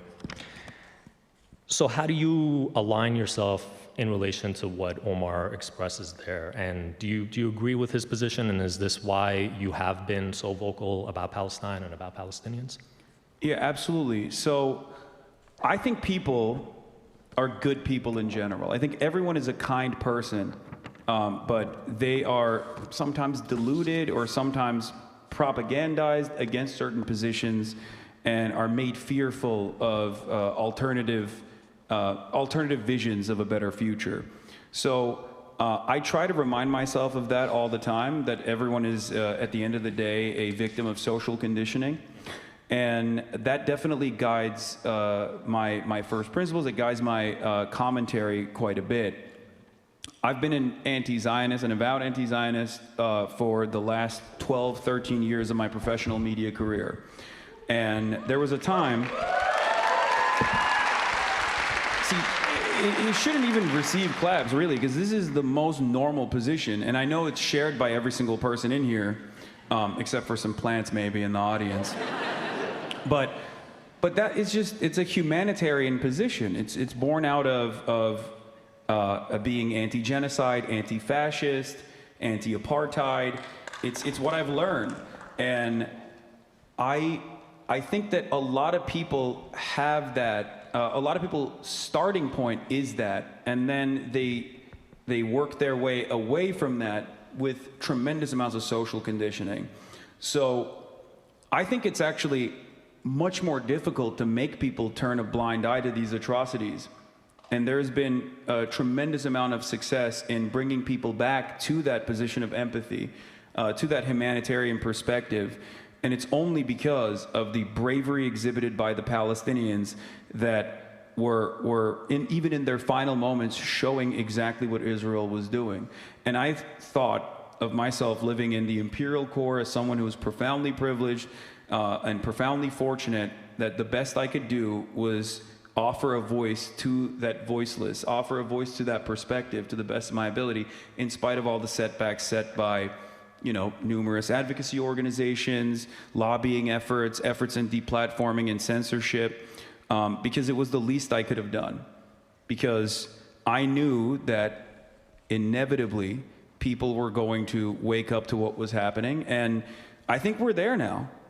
We're there, that the overwhelming majorities of even Western society have now realized that this is untenable.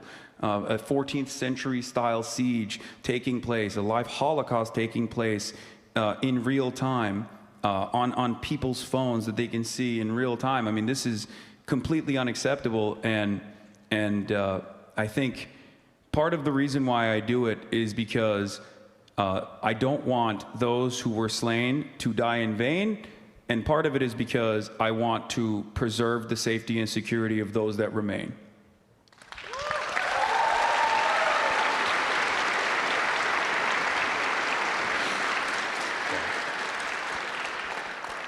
So well said. Appreciate you speaking to that. So, I mean, we want to get to the, a lot of the core issues, and I think some of these were things that you addressed already in the introduction that you gave. And so, part of this will be kind of circling back to things that you said and then just kind of elaborating on them. So, of course, we're going to want to talk more about Canada and about U.S. foreign policy in particular. So, again, you already spoke about this briefly, but when it comes to the views on Canada and the current government and the direction under Mark Carney. Mark Carney has openly expressed a desire to shift away from the U.S. toward China and other nations. Vis-a-vis travel to China, baby. Can't beat it. And so you already said this sort of in the lead up about the liberal international order and how that is, in a sense, in decay, right? And so Stephen Walt of Harvard Kennedy School, he saw this, Mark Carney's sort of fairly recent comments as an example of a significant moment of rupture in the whole liberal international order, right? And you also said in January, and again, kind of just repeated it here, that liberalism is essentially falling apart.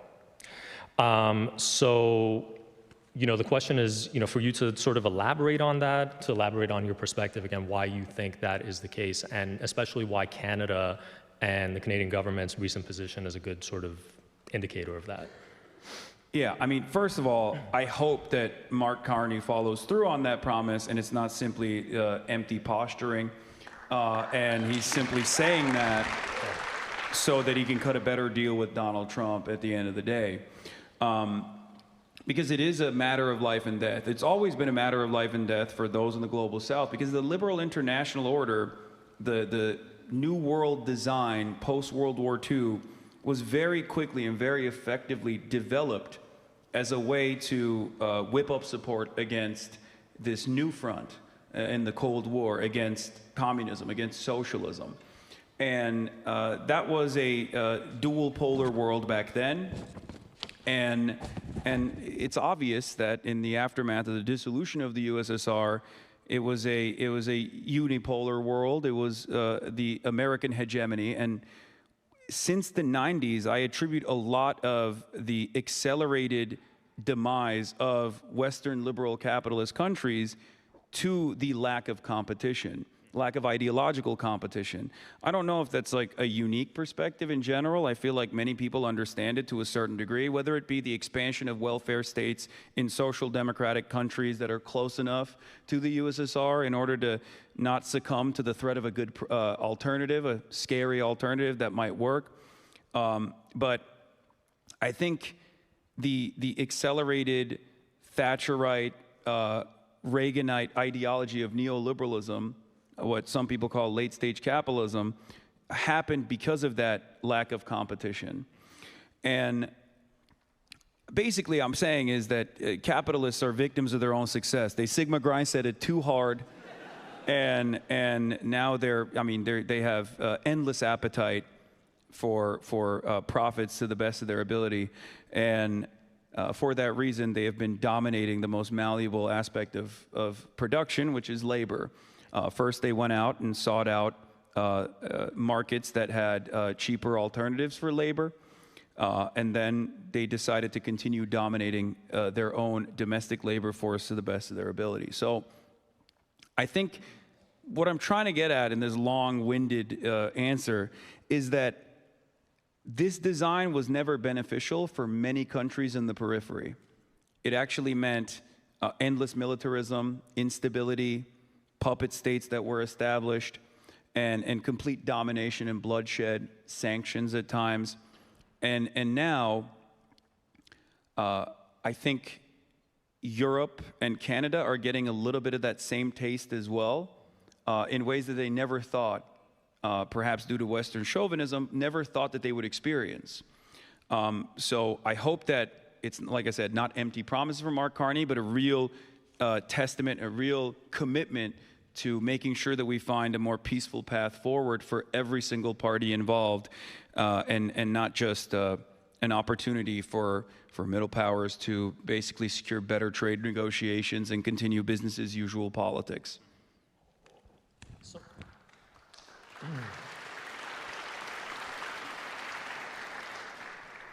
So would you say that when it comes to your position as being on the left, essentially socialist, Marxist, Marx famously said that capitalism is going to produce its own gravediggers, right? Yeah. It is already when he wrote that at the time.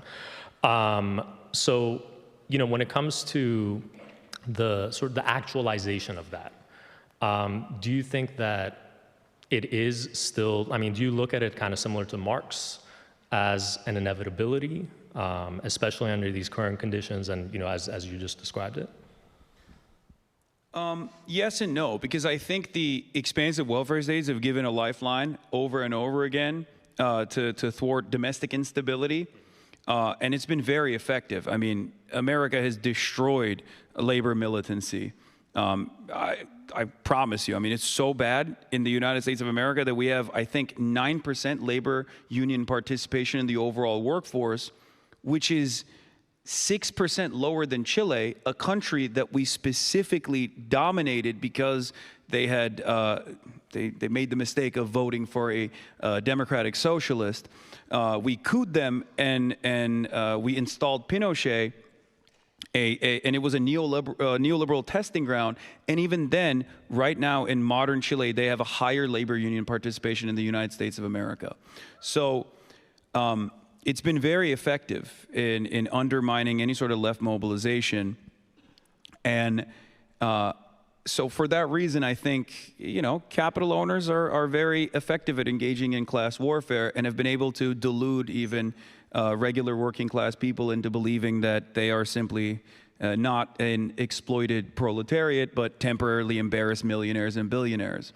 So for that reason, I think there is still, no matter how much domination exists, there is still this attitude amongst the dispossessed masses that things are probably fine. I can go to Tim Hortons down the street and get what are they called, the little Timbits, little Timbits, or I can go to McDonald's and get a Big Mac, and there is some truth to that. I think treats play a big role in sedating the masses for sure, but conditions haven't worsened yet. I think conditions have not gotten to the degree that it got to during the Great Depression, for example, but it does worry me that the right-wing forces internationally are aware of the collapse of the previous order, and they're trying to get ahead of it to the best of their ability by organizing in a fascist direction as fast as possible.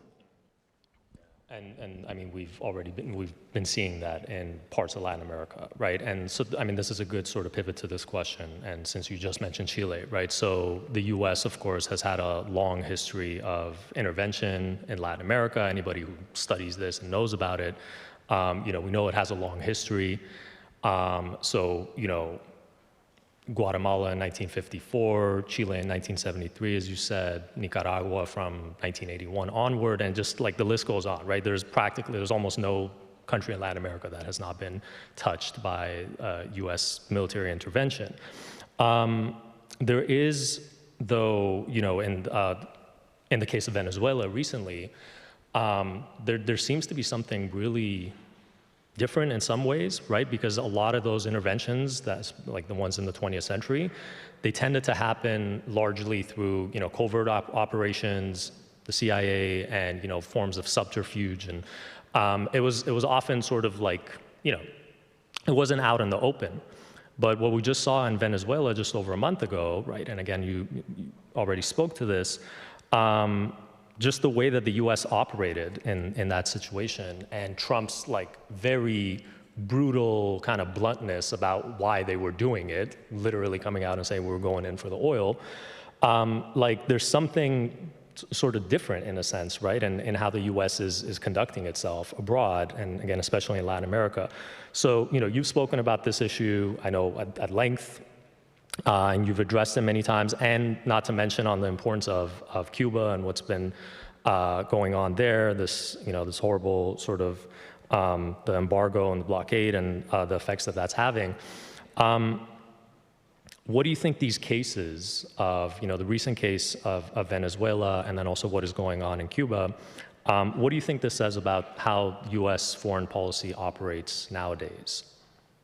I mean, it's vulgar imperialism. I mean, in some ways, it's out in the open, and the brazen ways in which Trump operates, saying the quiet part out loud, I guess makes my job a little bit easier. And that's a weird thing to say, because like these are things that I've talked about for years. American imperialism didn't happen overnight. It didn't start with Donald Trump.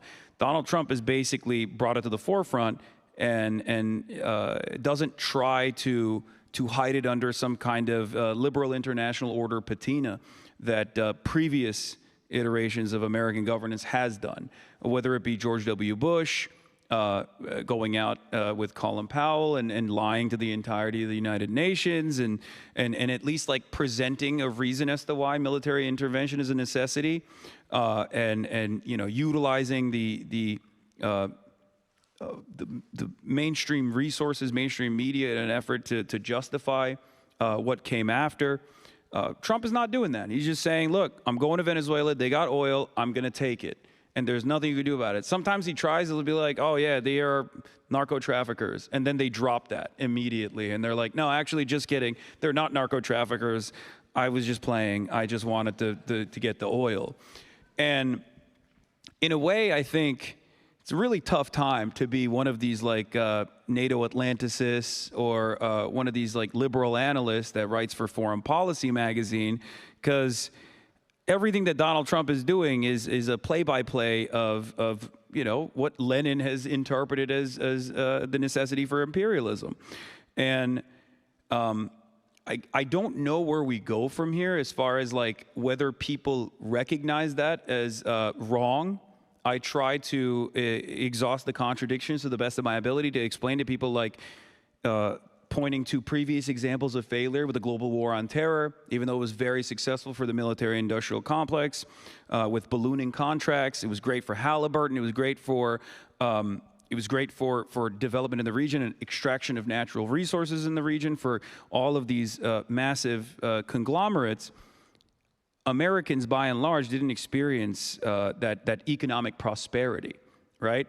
The concept of labor aristocracy is valid, it's true. Having said that, Americans never really got to experience the benefits of American empire all that much. So I try to use that to the best of my ability to say, look, what we're doing in Venezuela, what we're trying to do in Cuba, this vulgar imperialism is not even beneficial for you. So we must organize against it. We must chart a different path forward, one that focuses on international cooperation rather than endless domination. I don't know if that message is being well received by the right. I will say many of them voted for Donald Trump because they thought he was anti-war, or at least that's what they tell me. And then Donald Trump will come out and be like, we're invading Venezuela for oil. And then boom, you see the approval rating on that military action. It skyrockets on the right. They're like, oh, that's awesome. That's what I wanted, actually, all along. I really wanted Exxon to have a better quarter. That's what I wanted all along. I don't need to pay rent. I don't care about that at all. I forgot about the grocery bill. So not sure what it will do. I think maybe we'll see more and more people self-identify as as fascists or maybe self-identify as whatever the MAGA train looks like, whatever the MAGA movement looks like. And we are kind of seeing that even here in Canada with the Albertan separatist movement. Oh my God, it's just, please don't give Alberta to us. I know many of you think, because I'm sorry, Canadians are either some of the best people that come to America or the worst and nothing in between, okay? You either, you get like, he's right. Steven Crowder, Stefan Molyneux, half of the New York Times op-ed writers. I think David Brooks, right? He might, Tom McDonald, oh my God. That's what I mean, Ted Cruz. What the hell was that? Yeah, Jordan Peterson. Okay, you guys are dunking on your own country too much. But yeah, there are too many Canadians in America ruining, leaning into American fascism a little too much for my taste. But I forgot where I was going with that. I just, as soon as I start thinking about all these right-wing Canadians, I'm like, build the wall. No, I'm kidding. Not such a bad idea.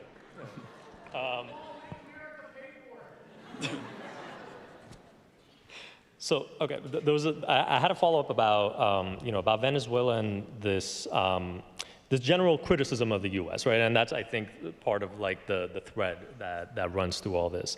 So, like, you've been, of course, very critical of U.S. actions abroad in general, U.S. foreign policy. And one of the things you also talked about, though, when it, again, as it came to the case of Venezuela, was, they have been facing a very repressive government. As you said, you don't have to necessarily agree with or want somebody like Maduro in power, but you could be critical of what the U.S. has done there, right? So could you maybe say more about and just elaborate on why you focus most of your criticism on the U.S., on its allies, and even sort of like on the West more generally? And what do you think about sort of what happens on the other side in terms of like the fact that there are, a lot of very repressive authoritarian governments? And so on, just that whole question of like liberation and supposedly going into like help these nations that have repressive governments. What are your thoughts on that? What happens on the other side? I don't think America wants to help any of these countries. Let's just get that right out of let's just make that very clear, right? So I think that's a transparent lie. When America says, "Oh, we're coming to help out," just run, okay?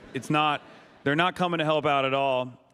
They're only there to prop up the Chamber of Commerce and get like the agribusiness sector leaders to run the country, as they've tried to do in Venezuela many times over.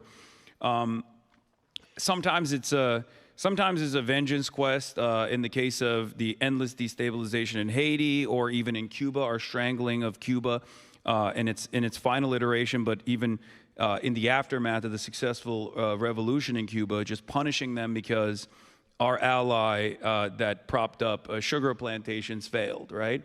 In this like incredibly repressive structure that existed. But as far as like repressive regimes around the world, I have a different outlook on this than the average American does, because I grew up in Turkey. And what I saw in Turkey, which is, again, a country that is the second largest military in NATO, a country that has had tremendous amounts of intervention, oftentimes overlooked by America, in an attempt to create a bulwark against the USSR and directly place missile bases in the vicinity of the USSR, in the immediate area that the USSR existed in. And because of that, our domestic politics has never been the same. There was a complete destruction of all sorts of different revolutionary Kurdish movements, workers' movements in my country, communist movements, socialist movements that were effectively destroyed by ultranationalists, which is a story that has played itself out in virtually every single Western European NATO ally country as well, to varying degrees. So I come from that background, and I recognize that American intervention oftentimes works with some of the most reactionary forces in the country to create some semblance of stability that is cooperative with American interests around the globe.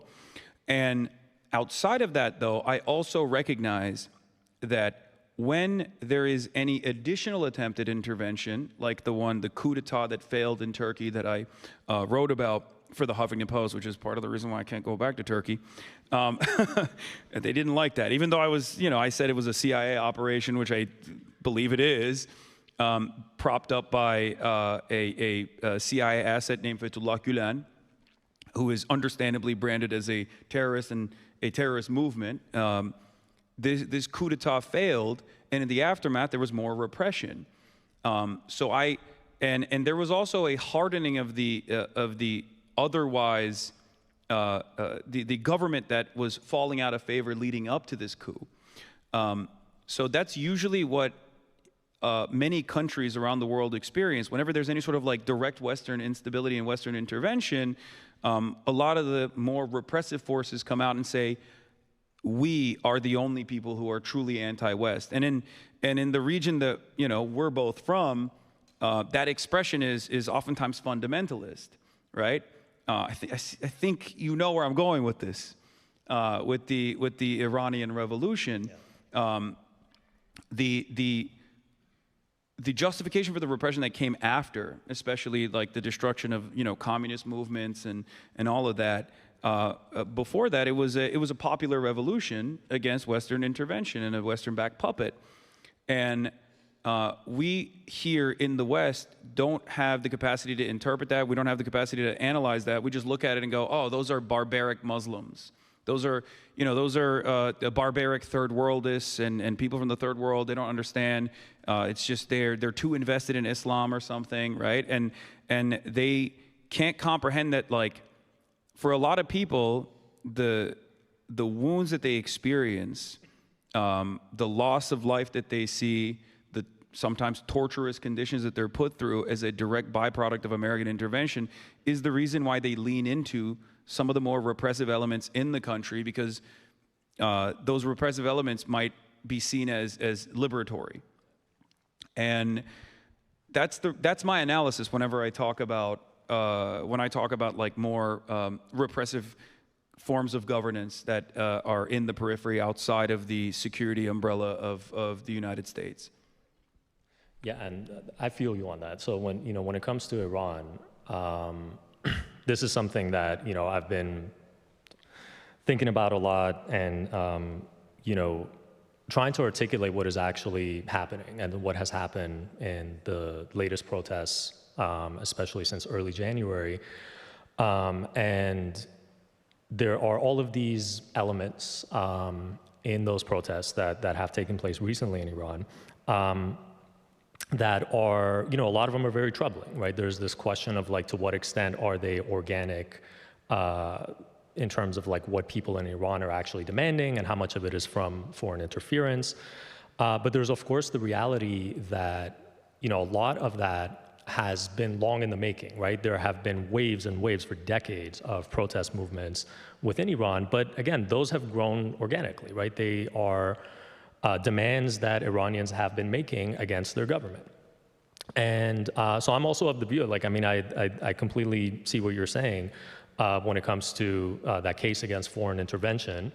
We have today in the Iranian diaspora especially, there is a noticeable kind of split, right, between these pro-monarchist groups, or those who at least, have come to believe that the so-called crown prince, Reza Pahlavi, is the son of the late Shah, that he somehow represents, liberation, right? And that he's the one to chill in Maryland. That's like, I don't think he even wants to do it. I feel like Lindsey Graham went to him and was like, you got to do this. And he's like, come on. He has not had an actual real job. No. So one of the things that, has been, I think, really troubling about this kind of discourse has been that the people who have been sort of backing him among the diaspora, again, think that there's something like a viable alternative there, right? And that that somebody like him, he's going to bring about supposedly a secular democratic Iran, and this gets back to that point about like, you know, on the flip side of it, it's like, oh, it's like if you disagree with that, then you are a terrorist supporter, et cetera, right? And I mean, I'm used to it. yeah. I'm like, whatever, you know, Socialist, at this point. socialist-oriented Muslim man, like who would have thought that you get heat? But I mean, so again, I feel you on all of that. The question I think that remains in the case of Iran and that I think is really pressing is that because so much of that actual, you know, resistance that is happening within Iran, the organic resistance by the people themselves, you know, there are legitimate claims that people are making, right, in terms of like forms of freedom that they genuinely want to fight for, and they don't necessarily want foreign intervention. And I know this to be the case for a lot of Iranians who are actually inside the country, who I'm always communicating with. And so, what do you think of that when it comes to this question of like legitimate resistance on the part of the people themselves, you know, without foreign intervention, and fighting for a more sort of democratic future, but on the people's own terms?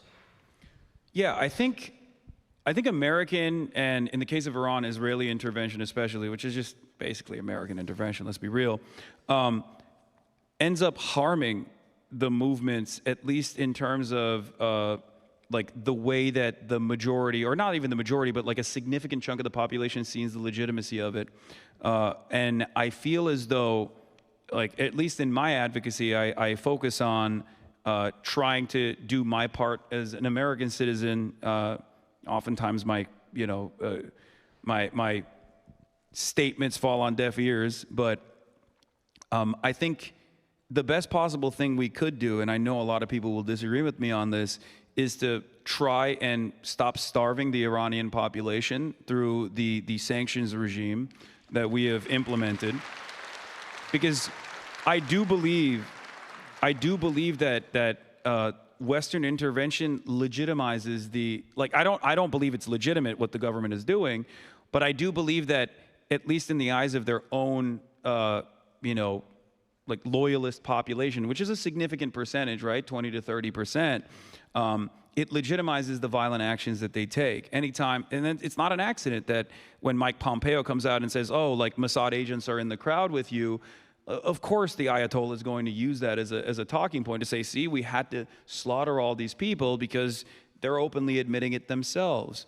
And I feel as though if the people had more of an opportunity to be able to organize to the best of their ability without having to suffer starvation as an impact of these sanctions, they would have a better opportunity to bring about legitimate, sovereign, secular democratic result for their own country. Maybe I'm too optimistic, but that's the only pathway that I can see, at least judging by like my own personal interactions with Turkish people and how much they despise the country and how much they rallied around the Erdogan administration in spite of their overall hatred for the Erdogan administration when the coup happened. So I think Western intervention is often not going to yield the success that Western nations want, and it's better to allow people to have their own real revolution, especially considering that, I mean, Iranian people are very resilient and maybe sometimes not even invested in any sort of outside help, sometimes to a detriment. And I guess what I'm trying to say is that like there was a reason why the Iranian Revolution took place, and it would behoove the IRGC and the Ayatollah to remember that when dealing tremendous amounts of repression and suppression to the public, instead of listening to their demands and trying to find a more manageable solution, if that is at all possible at this point. Yeah, and you know, you've now that you mentioned, you know, this point about revolutionary optimism, and you know, we're going to come back to that point.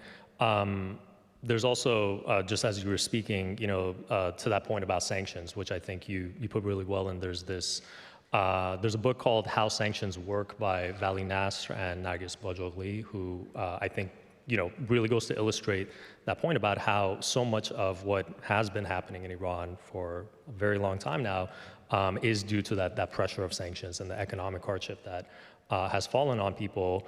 And I think it's great that you've also pointed to the importance of the fact that people are fighting for freedom, and this is a genuine sort of movement as well. So there's a question, and I want to also include audience questions in here. I also have questions from some of my brilliant students at Fordham, and there was this one question from Sophia who asks, this is getting back to on the role of social media, and how speaking about all of these types of issues, including American foreign policy, but also just in terms of political mobilization. This is how the question is framed. So on the role of social media, we're constantly witnessing political crises, violence, and collective mobilizations unfold in real time through our screens, which can create the sensation of hypervisibility and participation. At the same time, and I don't know if you want to speak about what's happening on the far right on certain platforms, but the far right movements continue to grow, right? In part through similar digital platforms. So, what do you think about how we confront this kind of contradiction between digital visibility and the simultaneous strengthening of exclusionary authoritarian politics? Yeah, I think the far right's mobilization on digital platforms still stems from the fact that they get a lot of financial backing and are not seen as antagonistic to the right-wing administrations.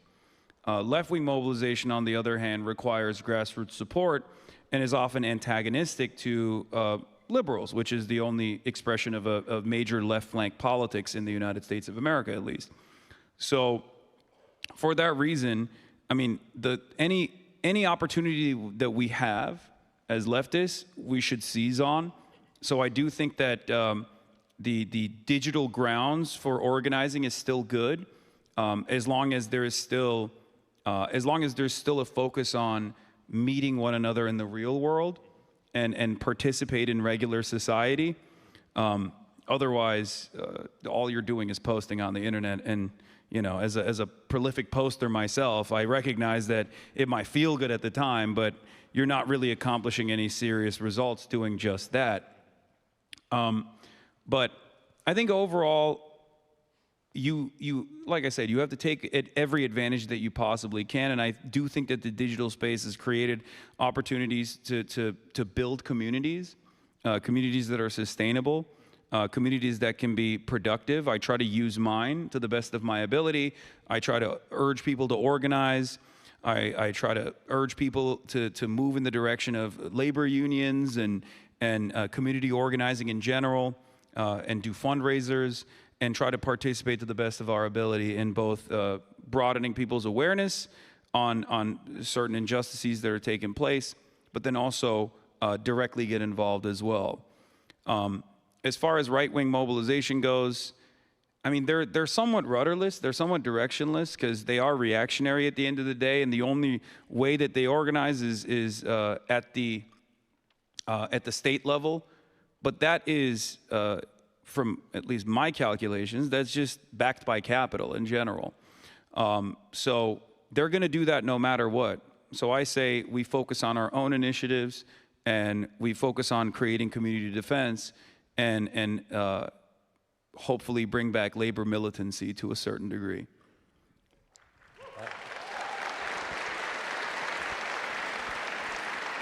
Yes. So very much that importance of, it's got to be accompanied by on-the-ground activities, right, and activism. So I'm going to bring in sort of more audience questions as well. As I got one more question for you that's from me. So this is on belonging and in-betweenness, right? And since you also spoke about, being from Turkey and things that you've experienced. So Edward Said, who, I take a lot of inspiration from, he memorably wrote about this experience of exile and sort of being in between and the experience of migration. And this is something that, I think about. I have also recently been kind of venturing into this world of like podcasts as well. And so, I address this with one of my colleagues and friends. We have a podcast called Politics in the Exilic City. Just quick plug on that. So you were doing your plug. I'm gonna do my plug too real quick.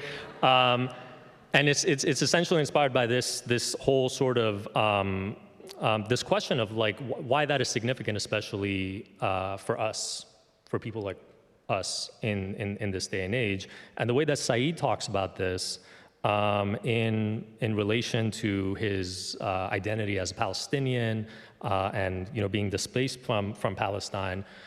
He had this experience of course, moving to the U.S. and having this whole academic career there.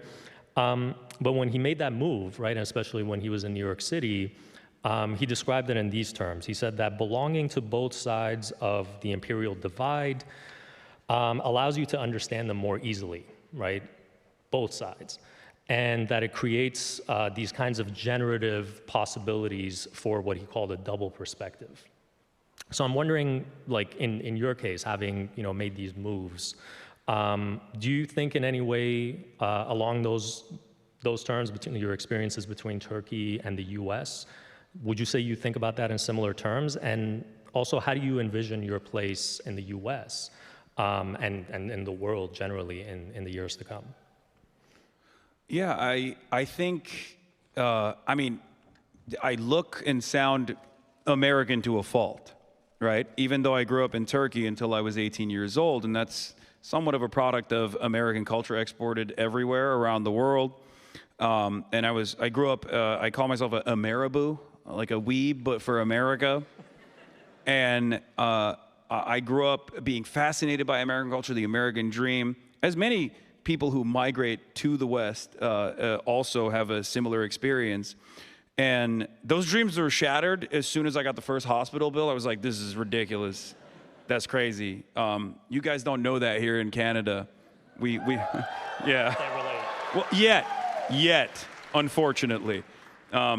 Because you also have the same, capitalist forces that are doing their very best to implement austerity and then bring the private sector in. I'm gonna tell you right now, it's devastating. When you go down to the south, when you go past that border, is really bad. I don't need to tell you, you probably know. But anyway, my perspective is totally guided by my experience growing up in Turkey, and then living half of my life at this point in the United States of America. And I think it gives me unique insight, but I think it also helps me become a more effective communicator, because I have the capacity to, I guess, somewhat disarm the Western audiences by, talking like an American, but with a very different framework that I operate off of, especially as it pertains to what I consider to be this last bastion of American defense, which happens to be imperialism. Most people just take that for granted or don't even think about it, or are conditioned, at least in my experience, to go, oh, you don't like American military action, you're an outsider, you're an enemy. I'm very fortunate that I have a wonderful audience that has been much more open-minded than I ever thought they would be as far as hearing this perspective. Having said that, that's how I use this duality to my advantage. My experiences growing up in Turkey that allows me to develop a different understanding of being on the receiving end of American intervention, and then my experiences in America as an American citizen make it easier for me to communicate with Americans. So I had one audience question that is specifically about this, actually, which is on the differences between Democrats and Republicans in the United States. So you've often said that when it comes to, for example, coming back to the question of Gaza and Palestine, that also on questions of foreign policy, that a lot of times, Democrats and Republicans don't really seem that far apart, that there isn't like a major difference between them. Yeah. So, for people who liberals get really mad when you say that. Yeah. They get so mad, and it's like, well, okay, where's Chuck Schumer? Like, where's Hakeem Jeffries? You know? But you got some people who, as you say, they get kind of angered by that. And then there are people who kind of like might find, they have sort of like a criticism of that, right? And this is sort of what has been popping up in some of the questions in the audience. So for people who say that that kind of tends to flatten the differences, right? Or it is equating like Democrats and Republicans, like, what's your response to that? Do you think that we should also think about what actually separates them, or do you think that it's actually necessary to frame it that way, that they're not that far apart on a lot of issues like that? Yeah, I mean, from the perspective of Hossam Shabbat, who unfortunately was assassinated by the state of Israel under the watchful gaze of the Biden administration, it doesn't make a difference whether or not Raytheon is flying the LGBTQ banner or is anti-woke, right? From the perspective of the victims, it's all the same. It's more death and more destruction. And obviously there are differences between the Democratic Party and the Republican Party, but when it comes to foreign policy, I'm not actually flattening that experience. It's just I'm looking at it from the experience of the recipient, the victims of empire. And from their perspective, there doesn't seem to be a lot of difference. Otherwise, I'd ask the people in Yemen if it felt different when Obama was bombing them, as opposed to Donald Trump bombing them, as opposed to Biden bombing them, as opposed to Trump bombing them again, right? It makes no difference to them whether it's a Democrat or a Republican, because every president has to bomb Yemen, I think. I don't know if it's in the Constitution or not, but that's just what they've been doing so far. And that's basically what it is. I think a lot of Americans don't want to recognize that, and they also don't want to understand that what I want is a real anti-imperialist party.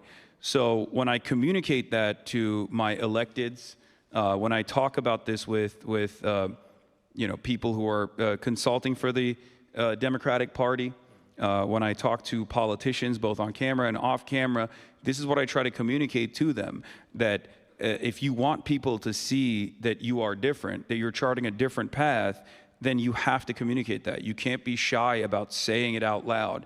And I think that demonstrating this moral backbone will be beneficial down the line, even from an electoral perspective. We've seen that now with the tide shift that took place on Gaza. I think before October 7, you would get punished if you actually were outspoken about the plight of Palestinians. And now, if you dare to say that you're pro-Israel, at least on the Democratic Party side, a lot of people are going to yell at you and might not even vote for you. I mean, we're seeing as the midterms are coming up, we're seeing this be a major point of contention, a way to show that you're earnest, show that you're different from other politicians. Many people in the primaries are positioning themselves as being anti-Israel. So there's electoral benefit as well. Not only is it the morally correct position, but it's also an electorally beneficial position too. So I try to stress that to the best of my ability, and hope that maybe one of these two major parties will truly present an anti-imperialist path forward, one that recognizes the dignity and sovereignty of nations and doesn't see them as simple collateral damage in our endless profit seeking. Right. Yes, sir. Yeah. So, I mean, this is a very related question that's popped up a lot in the audience questions. So, at the level of institutions, when it comes to countering those kinds of things, do you think that universities generally should be looking more at divestment? So, for example, UBC, other universities. Absolutely. Yes. You're going to get in trouble. Yes, of course. I'm a massive advocate for boycotts, divestments, and sanctions on the state of Israel. 100%. I know that I know that it's it's the least we could do. And it's been successful in the past. I mean, this is exactly what happened with apartheid South Africa. And unfortunately, apartheid South Africa's close ally, apartheid Israel, recognized how devastating that was for South Africa. So they took the initiative to make sure that it doesn't work in the Western world. But absolutely, I think profiteering off of these war crimes is morally unconscionable.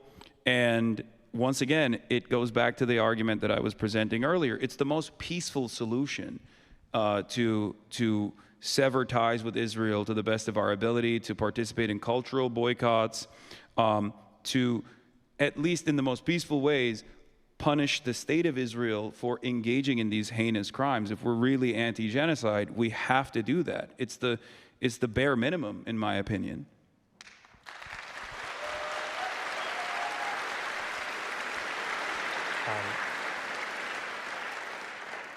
So this is kind of, again, it's going to lead us to thinking about the question of real, genuine things that could be done for the betterment of the world and of those who suffer under these kinds of conditions. One of the things that tends to predominate in a lot of ways these days is the question of doomerism, right? That so many people find it really difficult to maintain a sense of hope in the face of everything that is happening around us. So how do you think, and then we'll kind of approach the question one more time in a different way after this too, but generally, how do you think we deal with doomerism? Solidarity. Mm-hmm. Solidarity is the antidote to the poison of divisiveness. Our capital overlords want us to be fighting one another all the time, neighbor against neighbor, sectarian conflict, ethnicities, all of this stuff. But in my experience, I feel alienated when I'm at home, when I'm in front of a computer. But in my experience, going all around the world, participating in protests, tasting the tear gas and pepper spray of French police and American police and police of all different backgrounds, I can tell you that when you're in that crowd with like-minded individuals who are singularly focused, who recognize right from wrong, solidarity is the closest expression to love that I have ever felt with my fellow man, no matter where I go.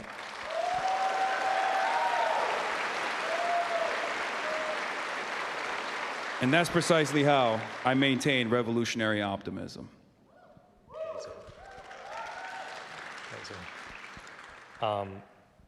So, the last question I want to ask you is to really delve into the meaning and the ways to actualize that kind of revolutionary optimism, right? And what it means to you. And I know that you have spoken about this, very, very powerfully in sort of speeches that you've given.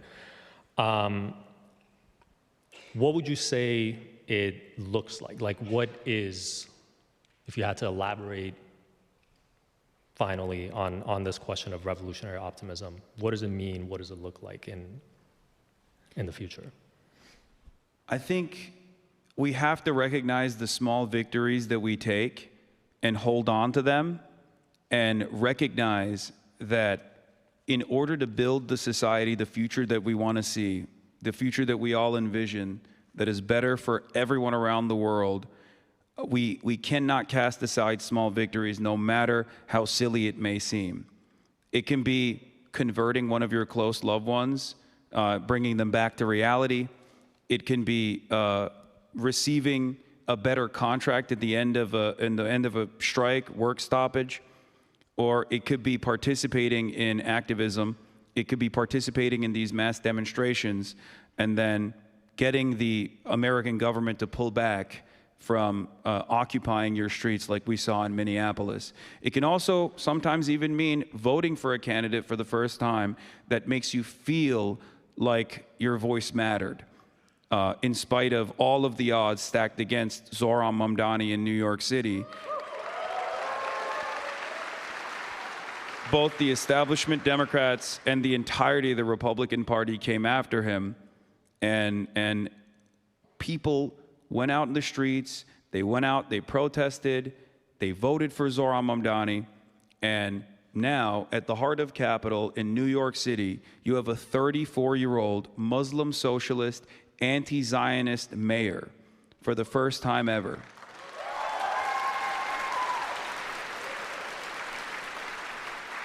So while things feel hopeless overall, I hold on to moments like that and remind myself that there are more of us than there are of them. There are more of us out here that recognize right from wrong than there are of those who seek to divide us. And that is what's important, and that's what helps me maintain my revolutionary optimism. Solidarity forever.